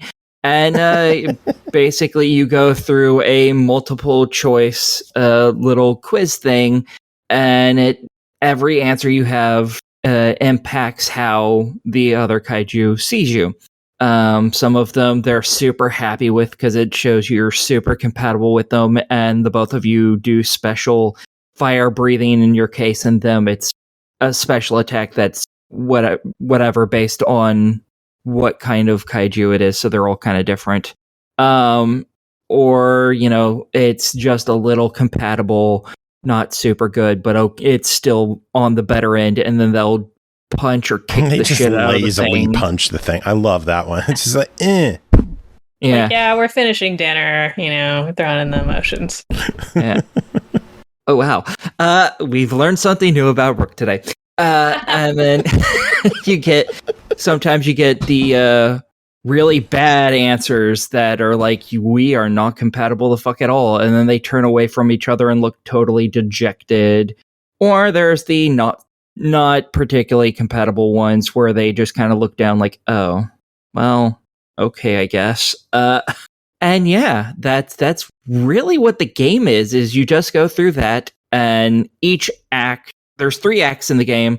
The first one is you have to reach a certain level of, being compatible with them. The second one, the army decides to send a robot thing to try and break you up. And then the third one is you guys trying to deal with the robot thing together. I assume you can fail this. I never managed to fail it because I'm really suave when I want to be, which I know is outstanding to everyone here, hearing how I talk regularly, but I'm really good at it when I want to be. So I never actually had any of them be like, we're breaking up properly. So I assume there is a pathway where you do that, in which case I assume you just find someone else to date. Yeah, and that's break Jacob whatever's and left. I. Jacob and I are not suave like Aki. Let me just throw this in there if you missed the interview. Jacob and I had to like start over and got friend zone. Aki, meanwhile, never failed. So that just goes to show you. And the irony being, I dated both of them that each one of them dated. I succeeded where they failed. That's actually true. You hussy. Homewrecker. Some people just have a higher emotional intelligence when it comes to giant monsters. That's true. Yeah, and I was, I was trying to fit. I was trying to make it work, and it just wasn't a great fit. So if you really love someone, let them go and let Aki have them. Exactly. So Brooke, what are your thoughts on the game? Oh, I love this game. If you did hear our interview, I just couldn't shut up about it. I gushed about it. One thing I thought was interesting that I mentioned in the interview is Aki and I both of us have played like a ton of dating games, anime dating games, you name it. But this was different. Enough. I probably haven't, and I'm gonna get on that right after the show. Actually, I'm gonna get back in there for some Amnesia, later crowd. But anyway, I thought this was different. This is more of like a compatibility test game. And I thought it was really cool because a lot of the questions get really deep and a lot of them are rooted in the devs' own experiences and questions. One of the devs is like a psychology major in school. So am I, which is probably why I'm good at this. So cool. Yeah. Actually, now I think of it, you're metagaming it over here. I shouldn't be beating myself up about being friend zone. No, I shouldn't. I thought it was cool. Like, I bring that up because I thought it was a nice mix between like there are deep questions like, hey, do you have a fear of rejection and how do you act out about that, blah, blah, blah. Those kind of like deep, real questions. But they'll also always bring it home to the humor. This is a really funny game, and it's about monsters dating each other by like destroying property. So one of the questions is, So it's like human dating, basically. Yeah, pretty much like that. But one of the questions that I had with Megaricus, the monster I dated, like they were like, how do you feel about concrete? How do you feel about concrete? And we were both like, boo, concrete sucks. And we got like a bunch of compatibility for that. And then they're like, all right, how about wood? And we're like, love wood. Wood's the best. It's just the greatest. And then we became much closer after that. And I thought that was really funny. I thought it was really cute. There's one interesting mechanic about this game that you probably didn't notice, but based on how compatible your answers are, actually determines how many questions you are asked and what questions you are asked. Ooh, I did not notice that. And I love that I'm learning this now after playing this game a whole bunch and then like being in that long interview. I love that I'm learning something new right now from you.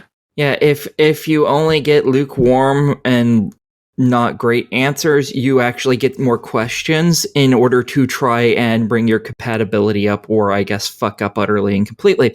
There is only so many questions it will ask before it's like, we're done. Wow. But you can get as few as I think like 4 or 5 questions, and if you answer them all really good, you're done because you've already destroyed the monument. Because depending on what your answers are, also determine how destroyed the monument is by the time you're done. So if you answer really good, it doesn't take very long to destroy the monument, and at that point, obviously, the date's over. Whereas if you answer just medium-wise constantly, either good or bad, you get more questions, and the date might end before the monument is turned to nothing but rubble. Whereas if you answer badly, the monument's probably still standing utterly and completely because you have failed to destroy it. Yeah, if you're having a good time, y'all tear that shit up. It's over. Yeah, it's pretty fantastic. I thought the graphics were great, talking about the different stages of the monument. I just want to touch base on. I like it. It's a simple game. Like there's not a ton going on. There's not like crazy 3D graphics or like a first person view or anything. It's still a 2-day game, but it's really like charmingly made. Everything works super well. And I love the color scheme. Like, the main character you're playing as is the giant pink Godzilla-esque dinosaur with the hearts. But everybody kind of has their own like Neato said, lots of pinks and purples and blues. I love that shit. And I think the map looks cool too. The parts that are animated are just clean. I feel like they did a lot with what they had. And it just like the way I opened up that interview with all of us was like, hey, my first thoughts are this just feels like a really completed project. 1, it feels like it's not your first game. 2, it feels like you had a realistic idea and really went for it and like if there was anything they said they didn't have time for, basically I was going to be surprised. Whereas it normally is the opposite way, where people are like, hey, I wanted this and that, but I ran out of time.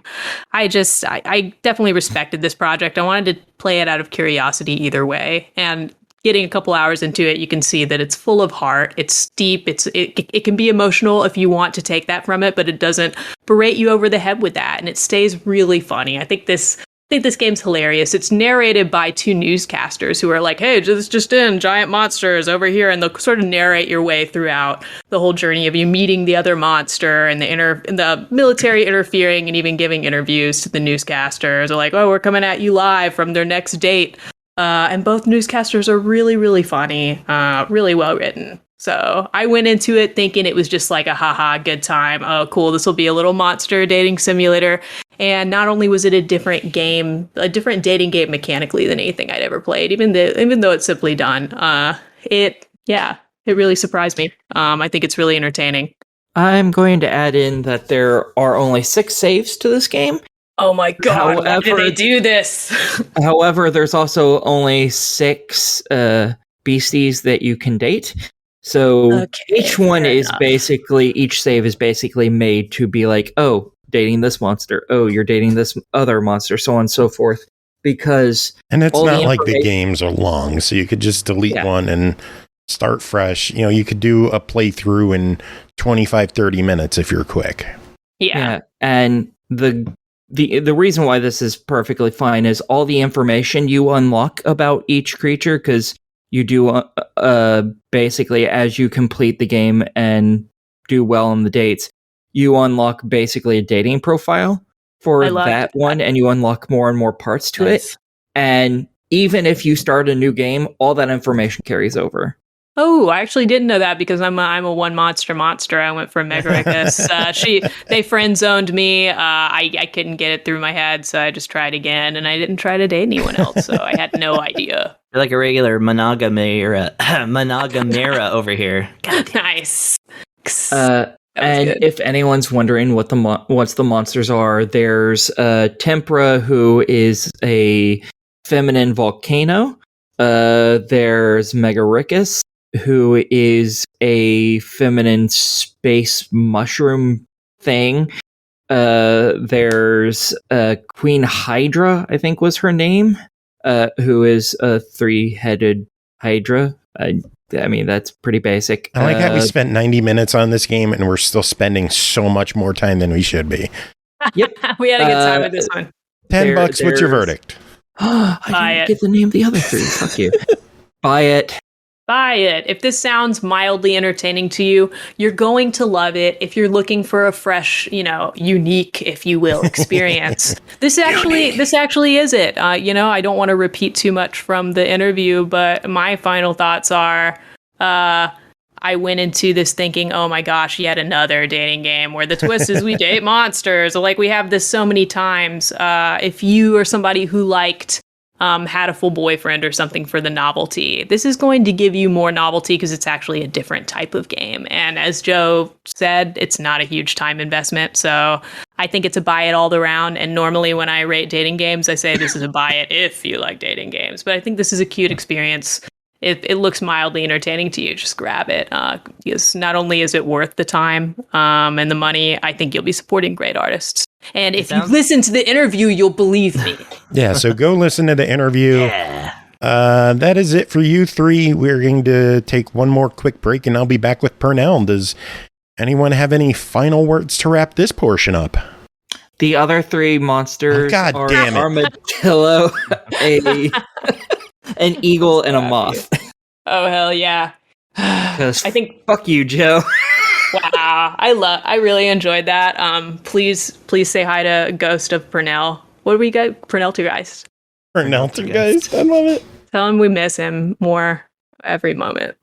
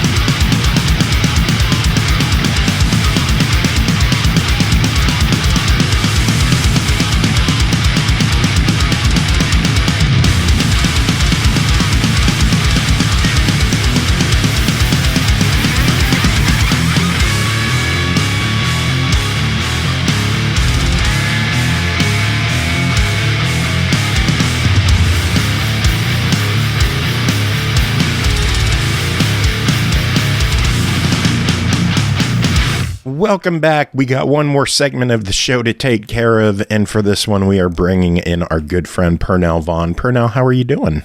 I'm doing okay.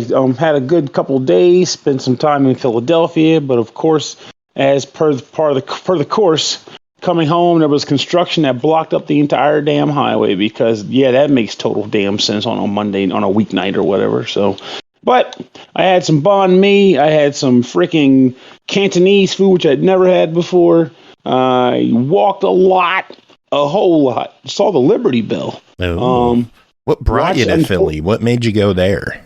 Oh, I had some friends come to visit from Chicago, and it was like that, one of those things we could just kind of do. It was like, you can check out Philadelphia. I can show you around. We can do stuff. But it's always funny because since I'm just me by myself, I don't generally travel to Philadelphia all that often. Like, it's not because I dislike it, but I just hate parking there. So unless I have an actual event or solid reason to want to go in, I just don't go. So it's nice, though, when people come to visit and they want to go, because it gives me an excuse to get off my butt and travel there. I get to see stuff that I wouldn't see otherwise. So he just wanted to see the Liberty Bell. I was like, okay, well, I can take you there. I know where it is. So walked around, found the Liberty Bell. So the downside was, like, after walking down South Street, which it looked really cool. They liked seeing South Street. We then went back to my car and had to drive across South Street to get them to their hotel.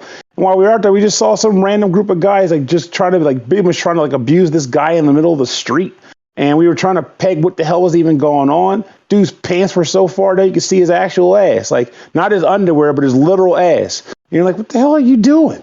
But like, he was pretty much like tried to push a guy and like try to punch him in the face in the street, and the guy like dodged him and like ran off. And I think he was just trying to do some intimidation bullshit. But it just made me look and go, these guys came here. I gave them the tour of Philadelphia. It was like, Philadelphia is awesome. And they see your old stanky ass. Like, now you ruined the fucking trip. Now they got to see what Philly really is. Yeah, pretty much. It's like I showed them the sweet stuff, and this fucker ruins it. Though, truth be told, though, like, Philly, in many spots, is really nice. It's just douchebags come out of the woodwork, like in any major city, really. Like, douchebags like to come out of the woodwork and just fuck it up for everybody, but they can't ruin an overall good thing. It's just, unfortunately, some people are unlucky, like that one guy. They have to stumble across douchebag McGee, and we just have to deal with the brunt of it. So, but all in all, it still proved to be a good trip for these guys. They enjoyed their time here, and they are already looking forward to coming back to visit again. Might be able to get them to come to PAX Unplugged, which would be nice. Ooh. So we'll see. That's the board game centric one, isn't it? Yes. It's my favorite one now. Like, I've kind of tapered off of every convention but PAX Unplugged. Something about being there. It's like board game conventions are like the easiest ones to do. Not to say they're easy, because every convention is tough to do in the grand scheme of things. But when you lay it on the table, video game conventions, to run those, you got to get all kinds of electricity going properly. You got to get you don't want to have any shorts out. You got to have a bunch of game consoles that are expensive TVs, enough controllers for each one. You got to make sure they're locked down so people don't steal shit, because, people fucking suck. So a lot that goes into that. A board game convention, you just need tables and some games and a door that won't let people walk out with a giant box that isn't theirs. And that is surprisingly easy to set up if you have the right connections to get the goods. You don't have to worry about logistics as far as like electrical circuits goes, shortages of stuff. You can always get more tables and chairs as long as you got the space, which, that's what convention centers are for. Like, it's just great. You don't have to worry. I mean, like, think about it. I mean, it doesn't happen often, I'm sure, because when you go, like, say, for example, MagFest, you go to Mag for, like, the concerts and stuff. But imagine you went for the video game component, right? And you're trying to walk around and find a game to play. Yeah, I haven't been to MagFest for the video game. Actually, to be fair, in recent years, I go for the indie games.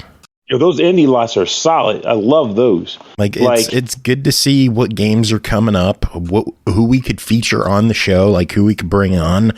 It's cool to see games that are at MagFest, and then a year or two later, we're playing them on the show.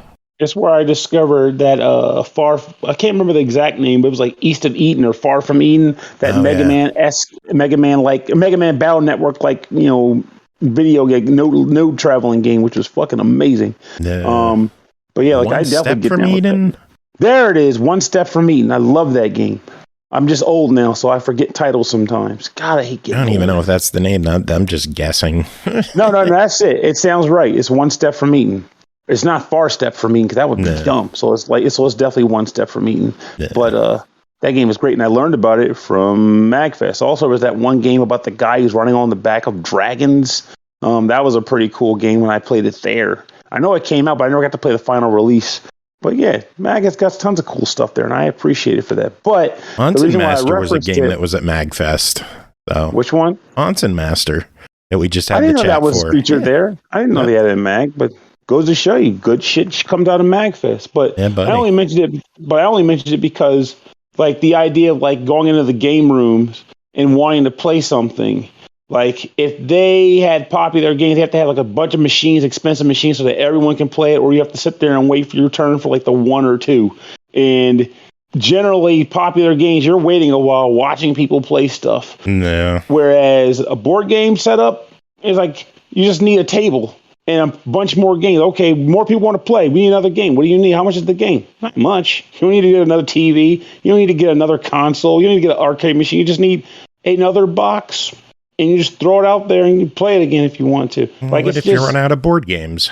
You get more. There's like tons of vendors there who sell them. Like, what if you run out? What if they're all gone? There was time. You just run to Walmart and pick up Sorry. I love how you're like naming like this Twilight Zone scenario. There was time to game. Now I'm out of games to play. No. Guy crying in the middle of the fucking Philadelphia Convention Center. There was time. Had a whole weekend off from work and they're out of games. But yeah, they will never fucking run out of board games. If anything, board games have hit a freaking like peak point. Like, they're just exploding right now. And it's scary to see because board games have become like video games in that there are just too many. You want to play and own everything. And then there's even worse, like, video games have, like, say, think about PC games, right? Like, PC games will be like, okay, well, in order to play this PC game, you need a computer that can run X specs or whatever, right? Board games equivalent now is a table space.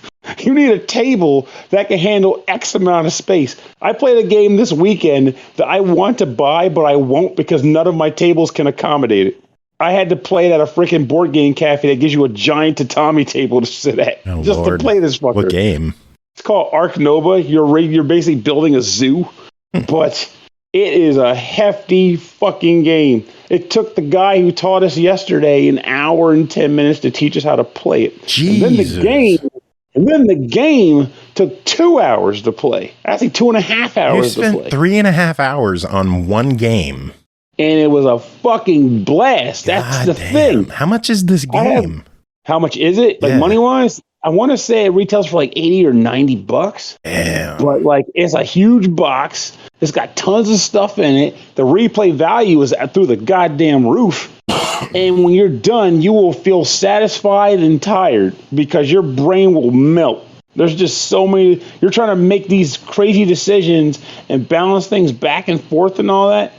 But it's such a good game. It is really good.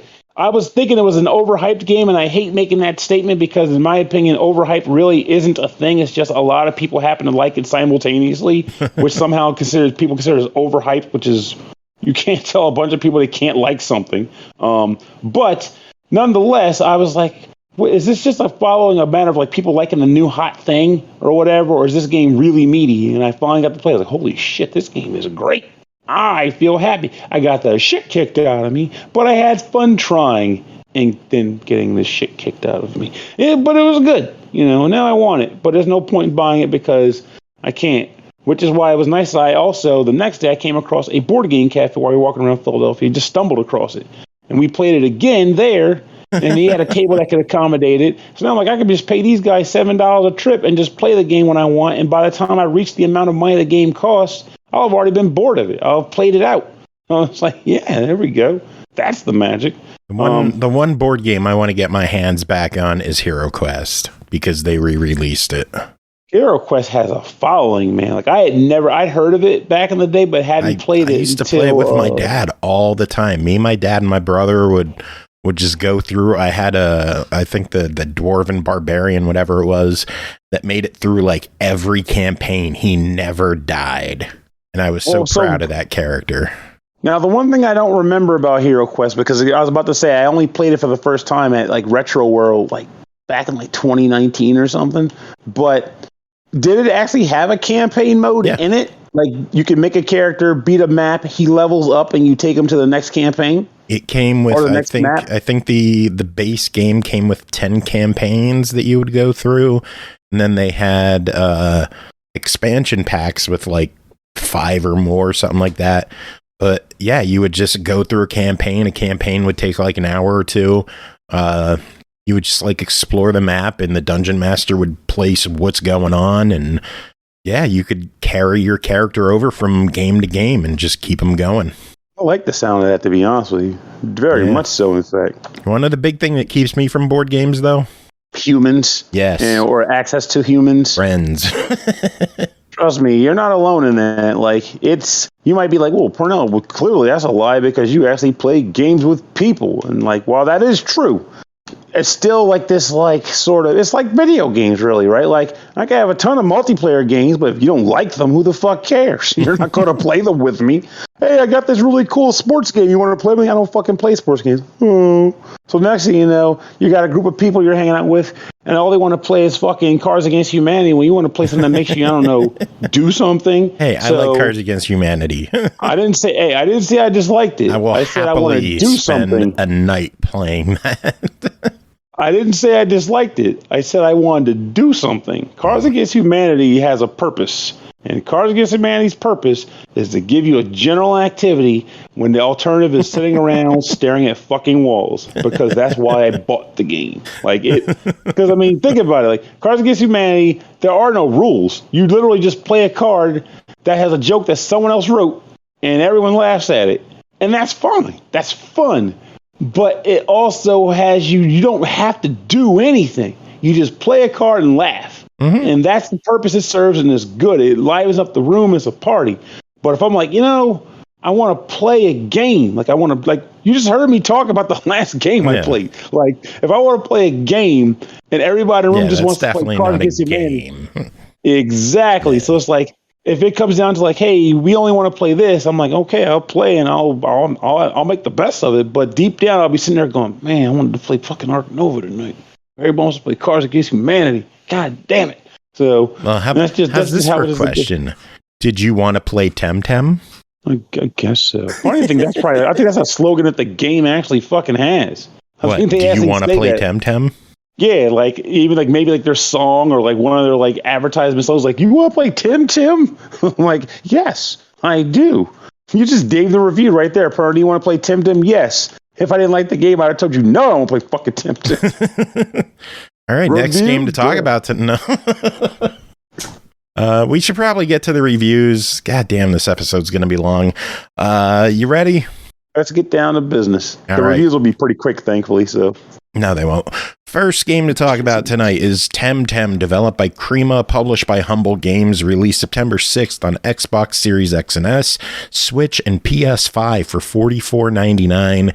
Every kid dreams about becoming a TemTem tamer, exploring the 6 islands of the airborne archipelago, discovering new species, and making good friends along the way. Now it's your turn to embark on an epic adventure and make those dreams come true. Pernell, did you become a master TemTem tamer? I fucking didn't, because I don't have all the time in the world for that. So what is this game? So I'm going to cut to the chase and just cut the fat out of the way. TemTem is basically is Pokemon, and the story element in the sense where it's like, yeah, there's some more serious plot points and all that for different story bits, but at the core, the narrative is you're exploring the world to become a TemTem master. You got to beat the dojo masters and stop the evil team. Like, that is the norm. That is TemTem in that scope. I just wanted to get that out of the way because a lot of people probably hear about this game and they already think it's just another wannabe Pokemon game. I bet it's got the same story beats. Well, aside from the way they wrote the story being that's a little more serious at times, those are the beats. However, what is the game? And that is where they thankfully differ very much in a way that I, a person who's been playing Pokemon for hundreds of hours, for years now, has been able to pick up on and enjoy. So, you are running around this game's world, made up of like the 6 different biomes. So think of them as like, like I said, biomes, like different like environmental regions, the water region or the water-esque region, the fiery region, the sandy region, whatever. And in each of those regions, there are different types of TemTem that you can come across in battle. Just like in Pokemon, TemTem have 1 to 2 different typings, and the typings have strengths and weaknesses to them. They have normal named ones like, electric and wind and such, but there's also other ones like crystal and digital. So they try to shake it up a bit by like changing up some of the terminology and all, but at the end of the day, they're types with strengths and weaknesses. Now, and it all comes down to like rock, paper, scissors with those things. This beats one, this beats another, the other beats the first, and it's a cycle. Yes. So, and I'm okay with that because, at the end of the day, I've always liked that concept anyway. It gives you reason to change if it ain't and switch broke, them up. Don't fix it, right? Damn right. It works. And the thing about, but here's the sweet thing about this. I think the whole point with these guys was that they kind of did do that still. It's like, don't fix it if it ain't broke. But the thing is, Pokemon technically isn't broken, but that doesn't mean it can't be better. And one thing I like about how these companies come out with these new games is that a lot of people like to call them Pokemon clones and knockoffs. I like to think of it as people who have been playing Pokemon, seeing that Game Freak has been very stagnant and improving their games beyond just adding more Pokemon and adding a new gimmick. So these guys go, we can do better. Let's try. And this game takes a solid swing at it, and I think it hits. So let's go down the line with some of the things I recognize about the game that I thought were pretty freaking cool. So let's start with the basics, the attacks, right? So just like in Pokemon, every TemTem can have 4 attacks at a time. After you level up to a certain point at times, you can learn new attacks. And when you learn the attack, you swap one out for another. Normally in Pokemon, if you wanted to regain an attack you already learned, which is always what makes this freaking decision of what attack to keep such a strenuous one, well, in that game, you would have to go to the move relearner and give them a limited item that you have to find or farm to have more of, just to relearn one move. In this game, you just have a list of the ones you learned already, and you just put the fucker back when you want to use it again. It's That's like handy. It does the right try. It makes sense because the whole point of it's not about forcing you to do a bunch of pointless legwork to get an old move back. It's literally saying moves are about what you have in battle proper. You have access to 4 moves in battle, but you can retool them however the frig you want in between battles in case you didn't like your loadout. That's fine. I like that. The next thing they did that was pretty cool about battles is that in this game, at least, every battle is broken down to 2x2. There are no 1v1 battles. Some people might hear that and go, that's dumb. I like my 1v battles in Pokemon. My response is you're wrong. Jokingly, of course. Everyone likes what they like.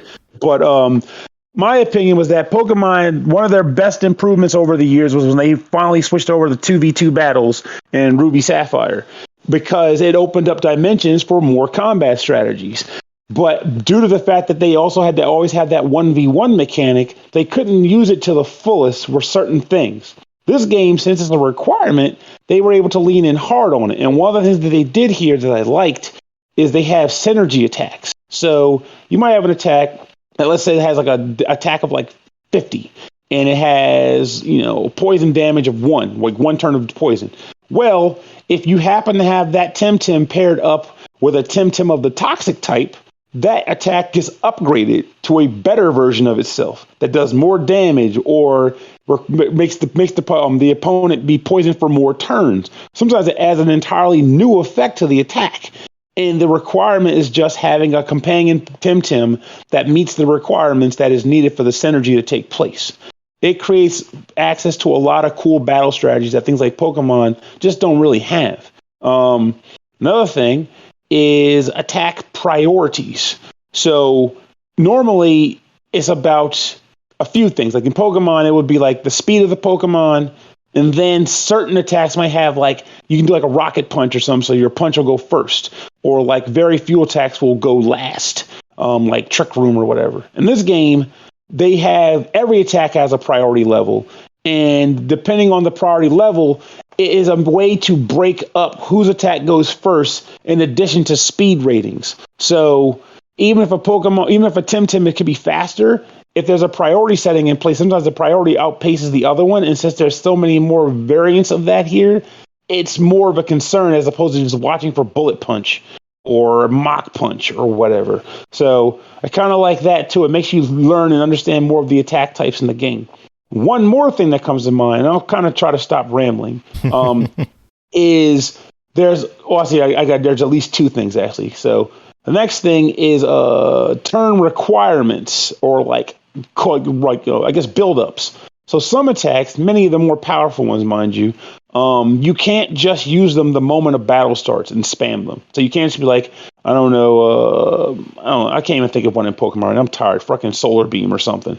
You can't just start the battle and go Solar Beam. Instead, the attack might have a actual charge up meter on its name, which means you have to wait a certain number of turns into the battle before you can even use it. But when that number of turns has come up and expired, now you can use the attack. And when you've used the attack, you have to wait that number of turns before you can use it again.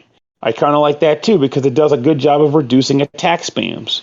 And another thing they did that did a good job against avoiding attack spams, while also improving some of the freaking wandering about combat, is that rather than give all the moves a certain number of times, you could use it by way of the PP system. PP. You actually have a general stamina bar, and every attack takes a certain amount of stamina to use.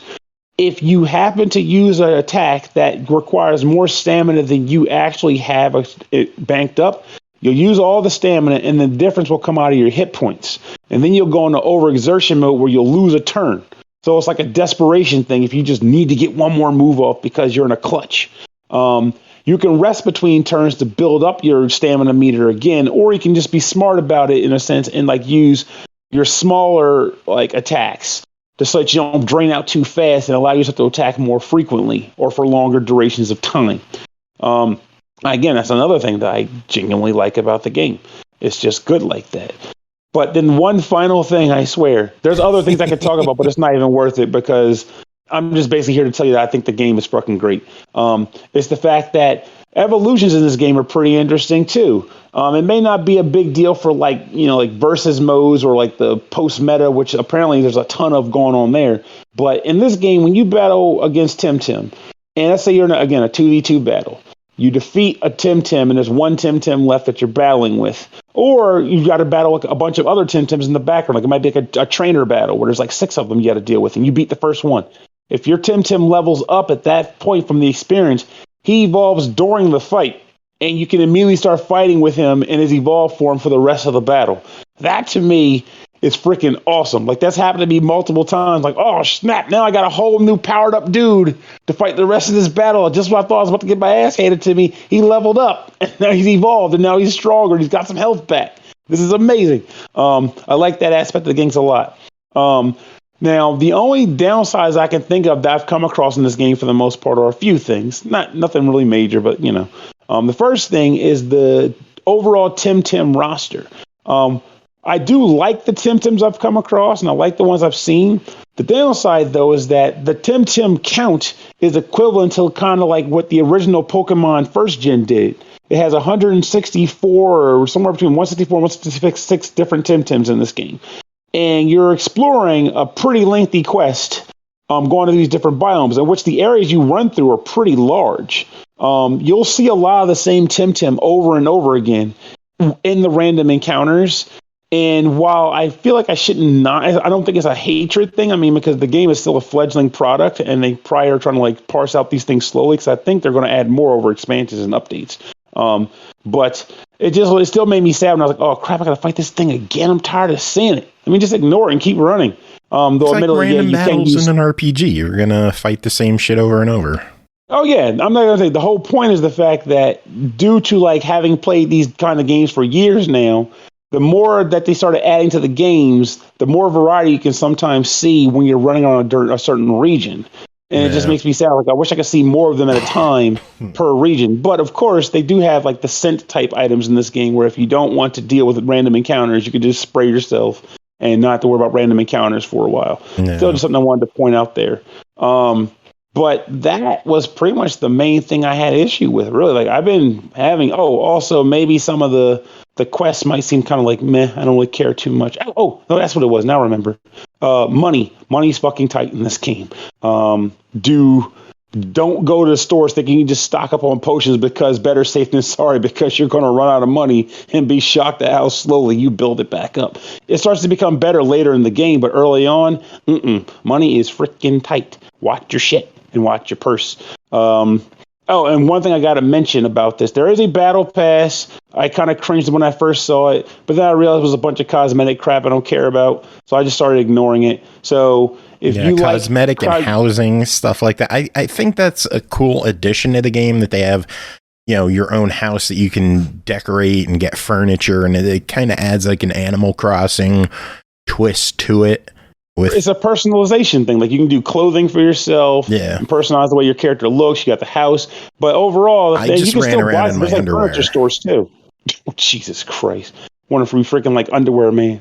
But like, interesting sound. But with that said, though, it's the same thing. You kind of have a situation where you find yourself thinking, well, I can still go and buy furniture in the game. It's not like I'm limited to what I can get. But if I want to just stick to buying furniture in game and clothes in game, and not worry about bonus feature stuff by way of like a battle pass, I don't have to. But people who like that kind of thing, they can go on that. But the most important reason to mention this here is because it needs to be confirmed that there aren't pay-to-win mechanics here. Everyone who's playing this game is playing the game. No one bought a battle pass and now has a super juiced up TemTem for multiplayer mode, because it doesn't exist. It's not there. So don't think it. And if you do, you're wrong. The downside is the game has been out for a while on PC, so there are people who do have super powered, like souped up beasties that you'll find early in the game. So you got to be careful who you pick battles with in this game. Oh, for sure. But even if that's the case, you can at least attribute it to them having more time to play it. They didn't buy their way to victory. And that's a very important distinction. But yeah, I mean, like, if you're in it to play the main game and run through it, I mean, that's fine. You can do that. And here's the thing about that too, with the whole bit of time, it's kind of like Pokemon. When you get there and you're ready to start breeding your TemTem and getting your good IV, it's like TVs and stuff, but basically it's EVs and IVs. But when you're ready to start building your cool Pokemon team or TemTem team, it's the same logic as if you were playing Pokemon too. Like, every Pokemon game, you beat the game, then they give you access to the national decks, which allows you to start porting your old Pokemon into the game, which has the same result. People who've been playing Pokemon since like Pokemon Crystal and Gold on the Game Boy Color are using Pokemon they made in the Game Boy Color games, in the Switch games, and all of a sudden now you're like, shit, these things are stronger than me. But no matter how much time was spent playing the old games, it's mostly attributed to knowledge and a stable. You can build a stable of 6 solid Pokemon as long as you have the knowledge to do it.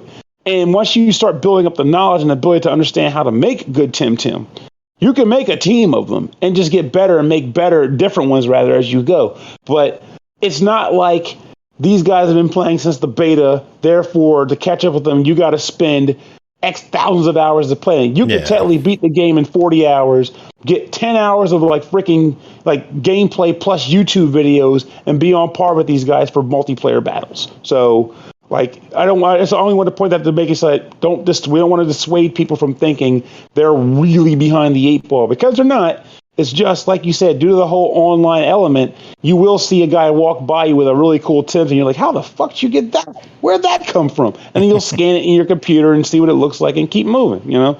So, but I spent a lot of time on this after I told you earlier the damn game reviews would be short tonight. Yeah. I was going to point that out, that you said one last thing like 6 things ago.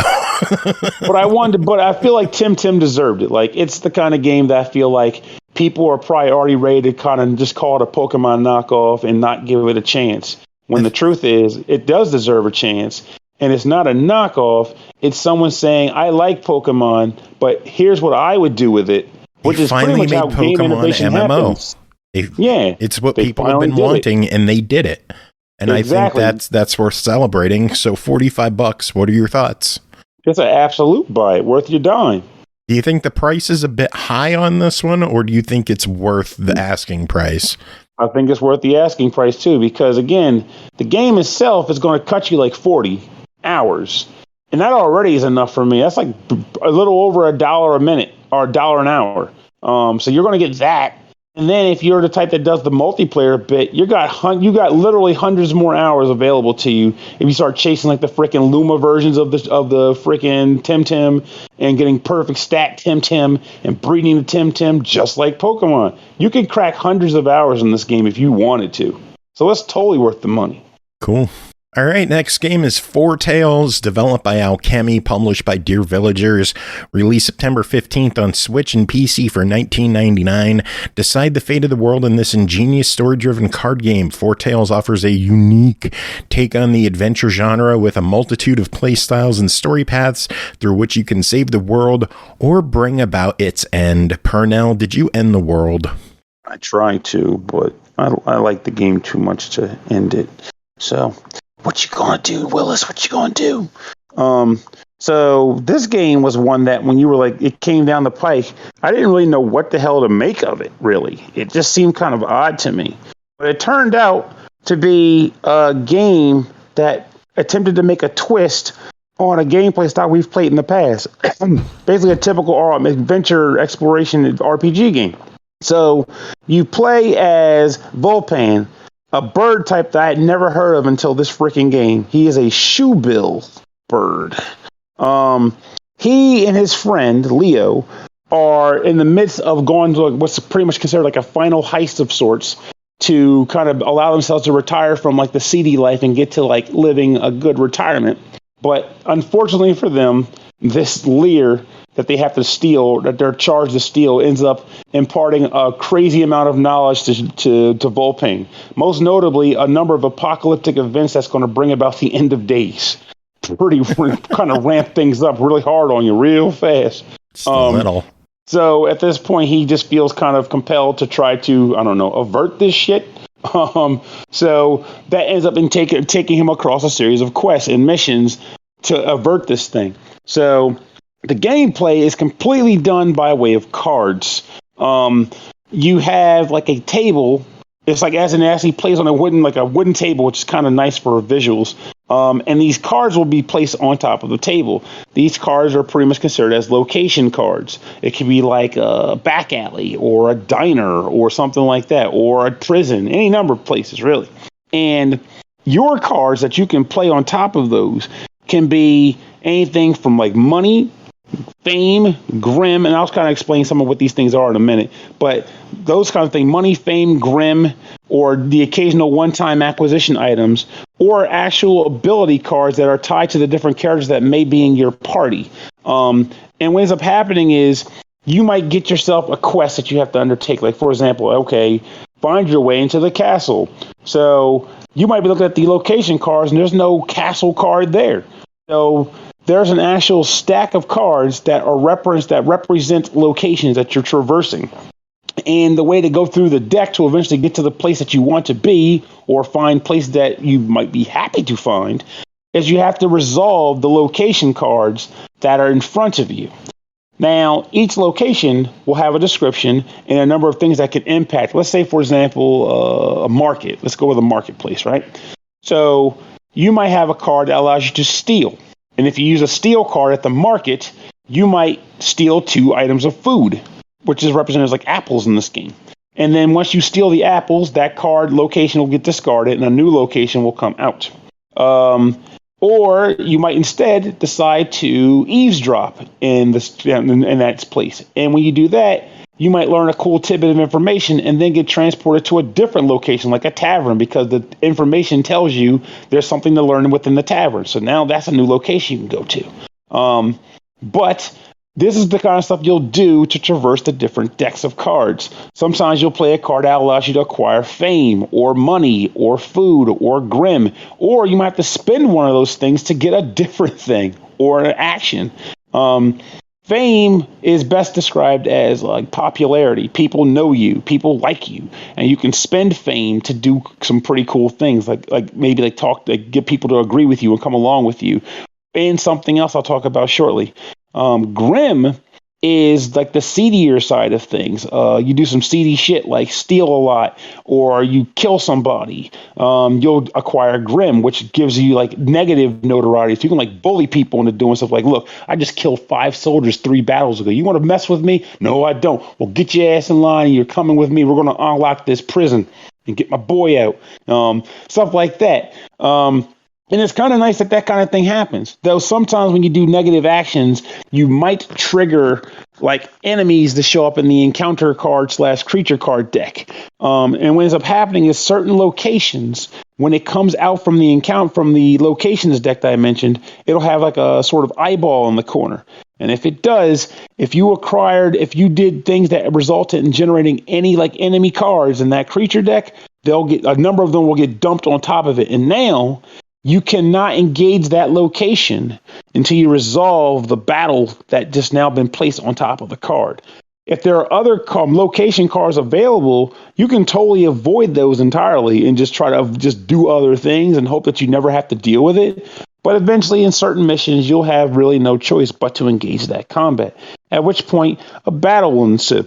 And unlike in typical games that involve combat, you don't actually have to always go about killing people. Sometimes you have other options, other things you can do.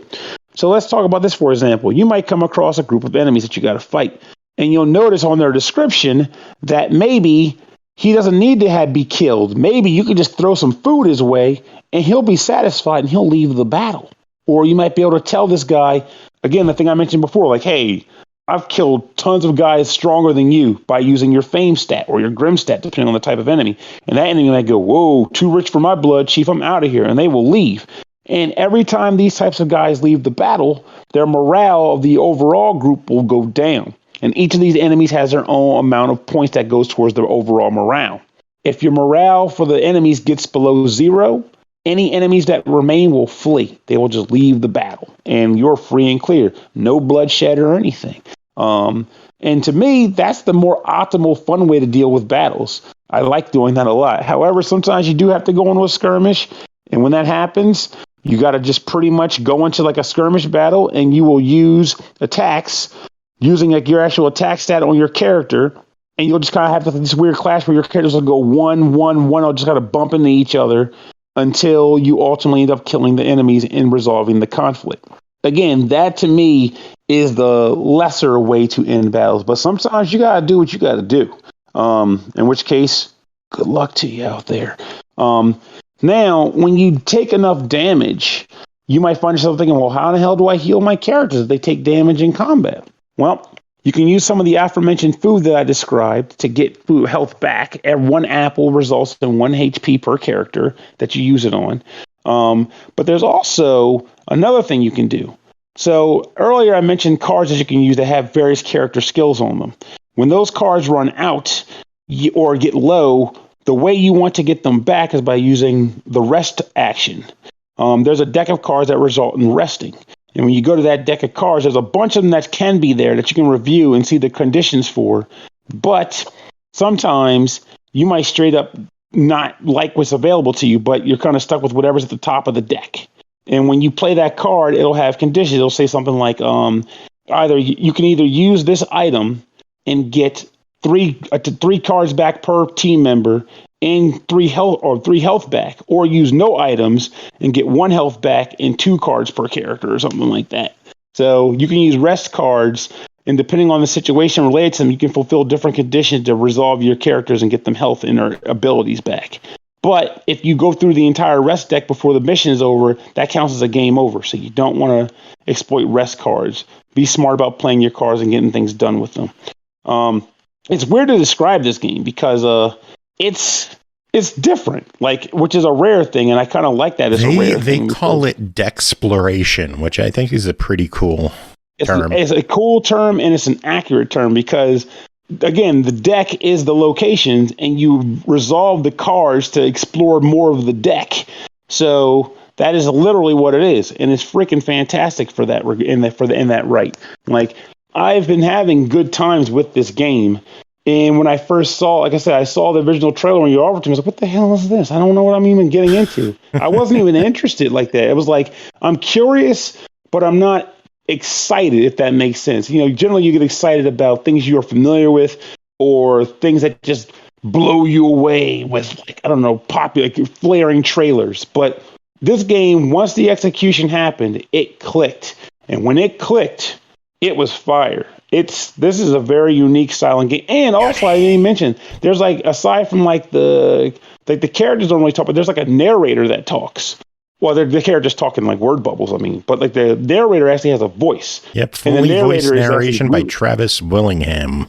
I'm not sure who he is, but I need to figure that out because I like the way he sounds in this. I like the way he's got a very like hilarious and like sarcastic way of presenting certain situations. Like, let's say, for example, I use the steal action at like a market to steal apples, right? Which resulted in some guards getting added to the creature deck.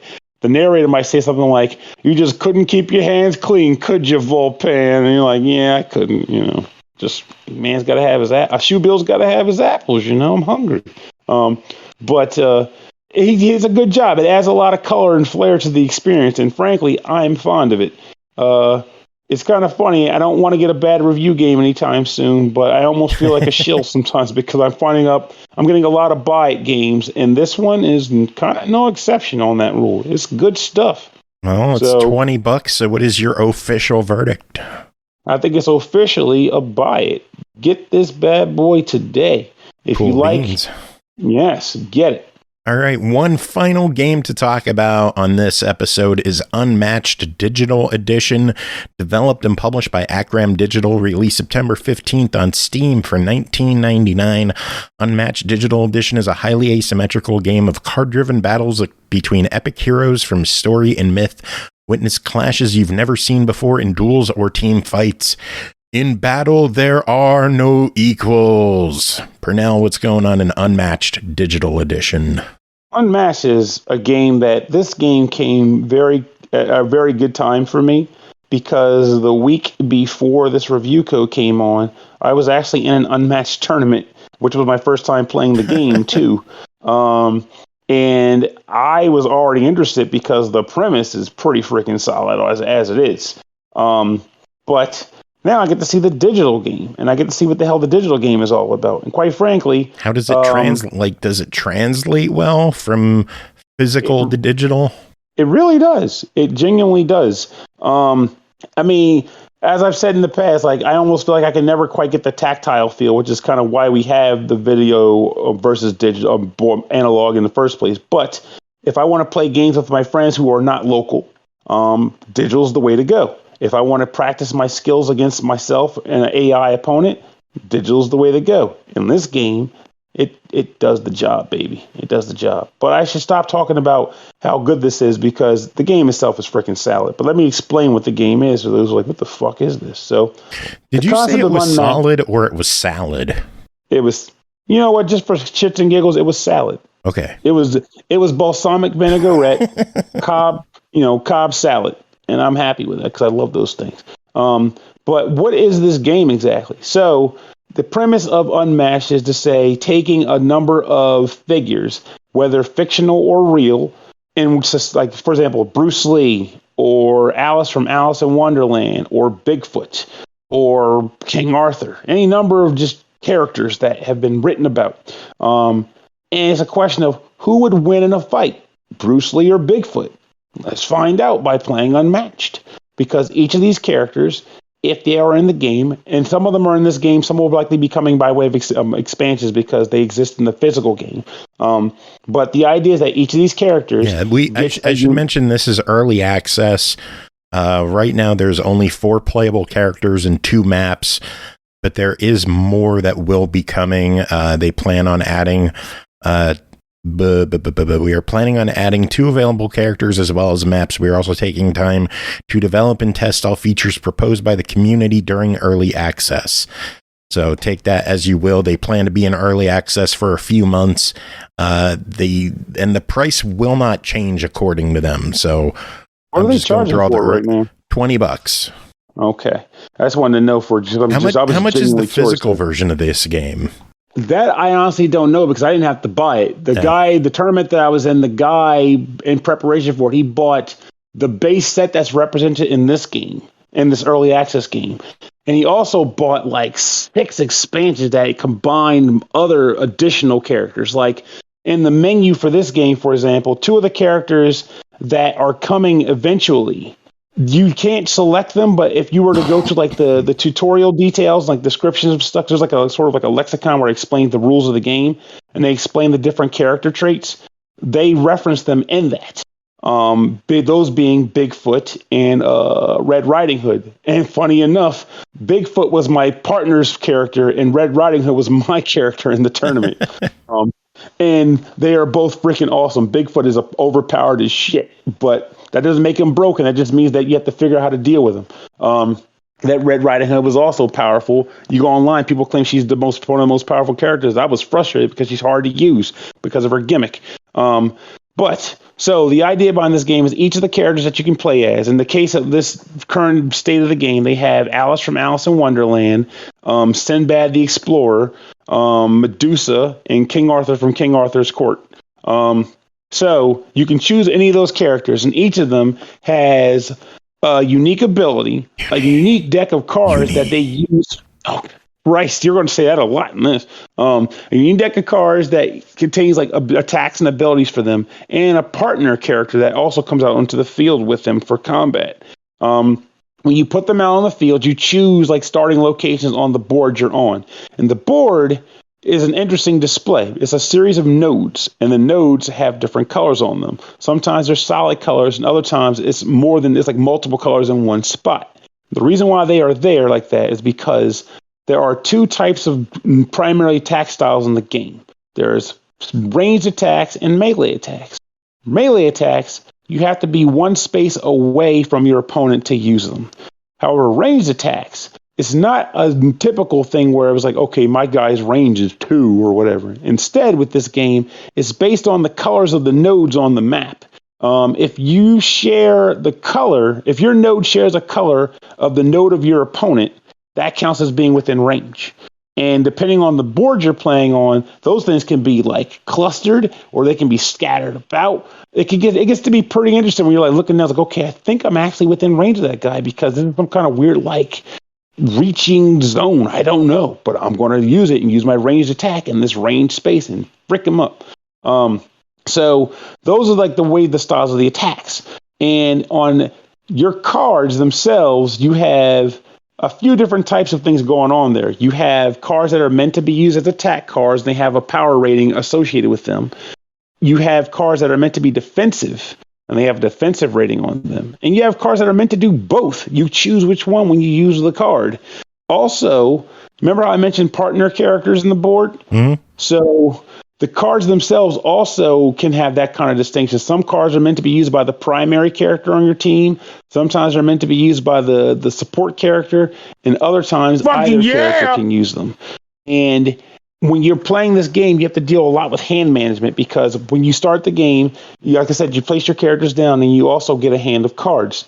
You know what else we get? Subs, isn't it? It's delicious. We do get a sub from Root Beer. Thank you so much, Root Beer. Pernell, do you want to do a live fucking yeah? Fucking yeah. Thanks, Root Beer. Anyway, as you were. Yeah. So when you get the cards, you have your cards, you're looking through them, and you have to, I'm going to go through the process of how turns work now. So on your turn, you can take 2 actions, and those actions can consist of, and even be duplicated as, these 3 things. You can maneuver.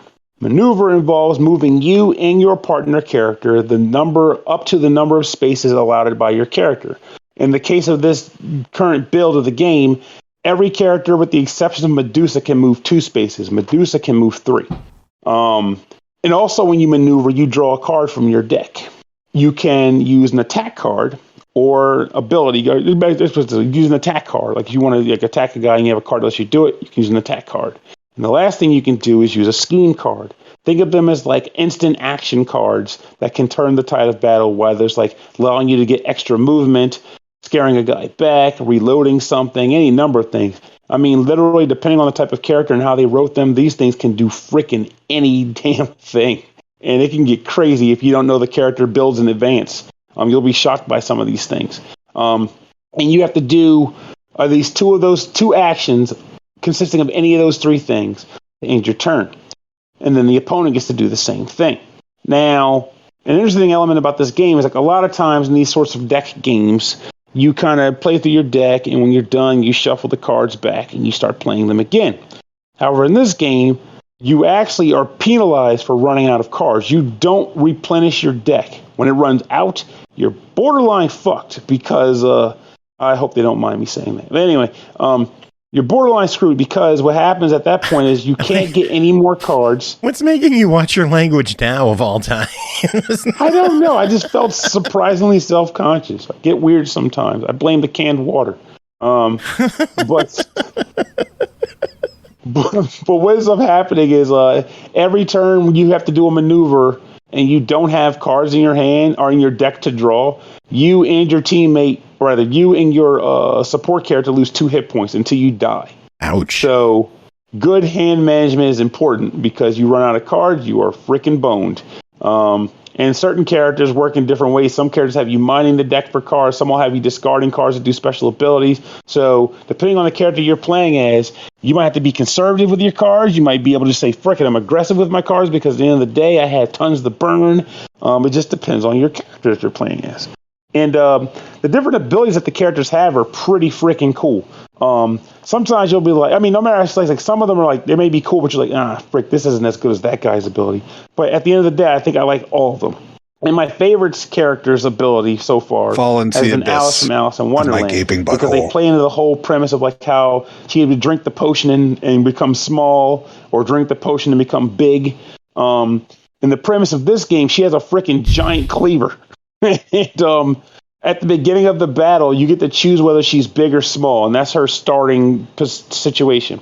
When she's small, her defense goes up by 1 for every time she has to defend against an attack. However, if she's big, all of her attacks get an additional bonus of 2. And trust me when I tell you, in the tournament, I had to battle Alice. She screwed my day up. I hated her.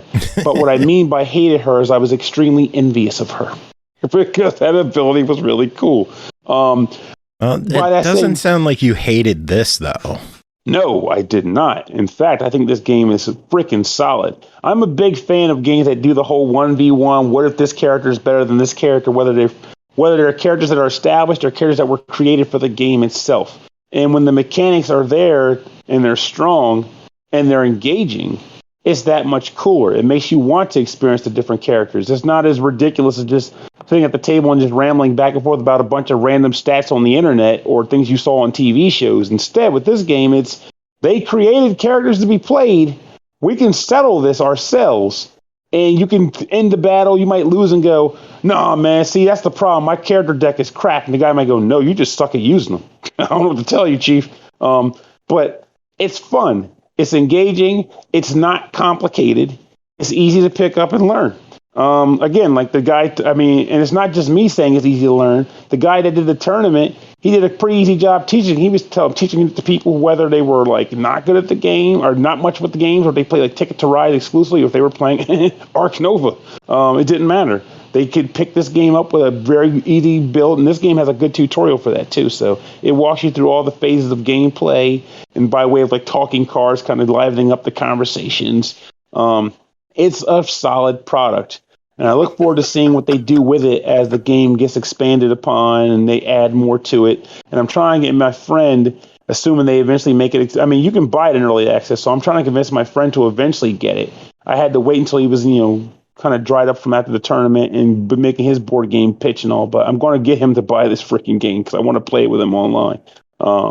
Because I can play with him and not have to go out and buy the cards myself and go to his house and do it. So this game to me is a lot of fun physically, and it's a lot of fun to me digitally.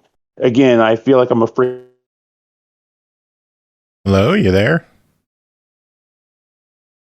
Hello. Uh-oh. Oh, there you are. There you are. That scared the crap out of me. I don't know what happened. You were talking, then you just cut out. And I'm like, hello? Yeah, I stopped and I was like, yes. So where did I leave off? I have no clue. It's $20. It's early access. Everyone in chat is suggesting that I create a redeem prompt to end long reviews. So that's what we're doing. It's $20. It's an early access. Is this worth jumping into, or should we wait, wish list it? What do you think we should do with this one? I think it's a buy it. Also, screw the chat. I want to give a shout out to you because I thought yesterday was long, where we went an hour with 4 reviews. We just went an hour on 3 reviews. So Bam. I'll take it. Hot diggity. That is it for this episode. We made it through another one. Thanks to you for being here. Thanks to the PartyCast crew for being here earlier in the show. And then thanks to the Neat Microphone crew for coming in and doing the roundtable. It's been so long, I don't remember everyone who's been on this episode. So just thanks if you were here. And if you weren't here, tough shit. How about that? Pernell, do you have any final words to end the show? Yeah, I said screw the chat, telling me my reviews are too long. Also, have a good night, everybody in the chat. And everyone listening. Oh, yeah, and everyone listening. Have a good night, everybody. Good fight, good night.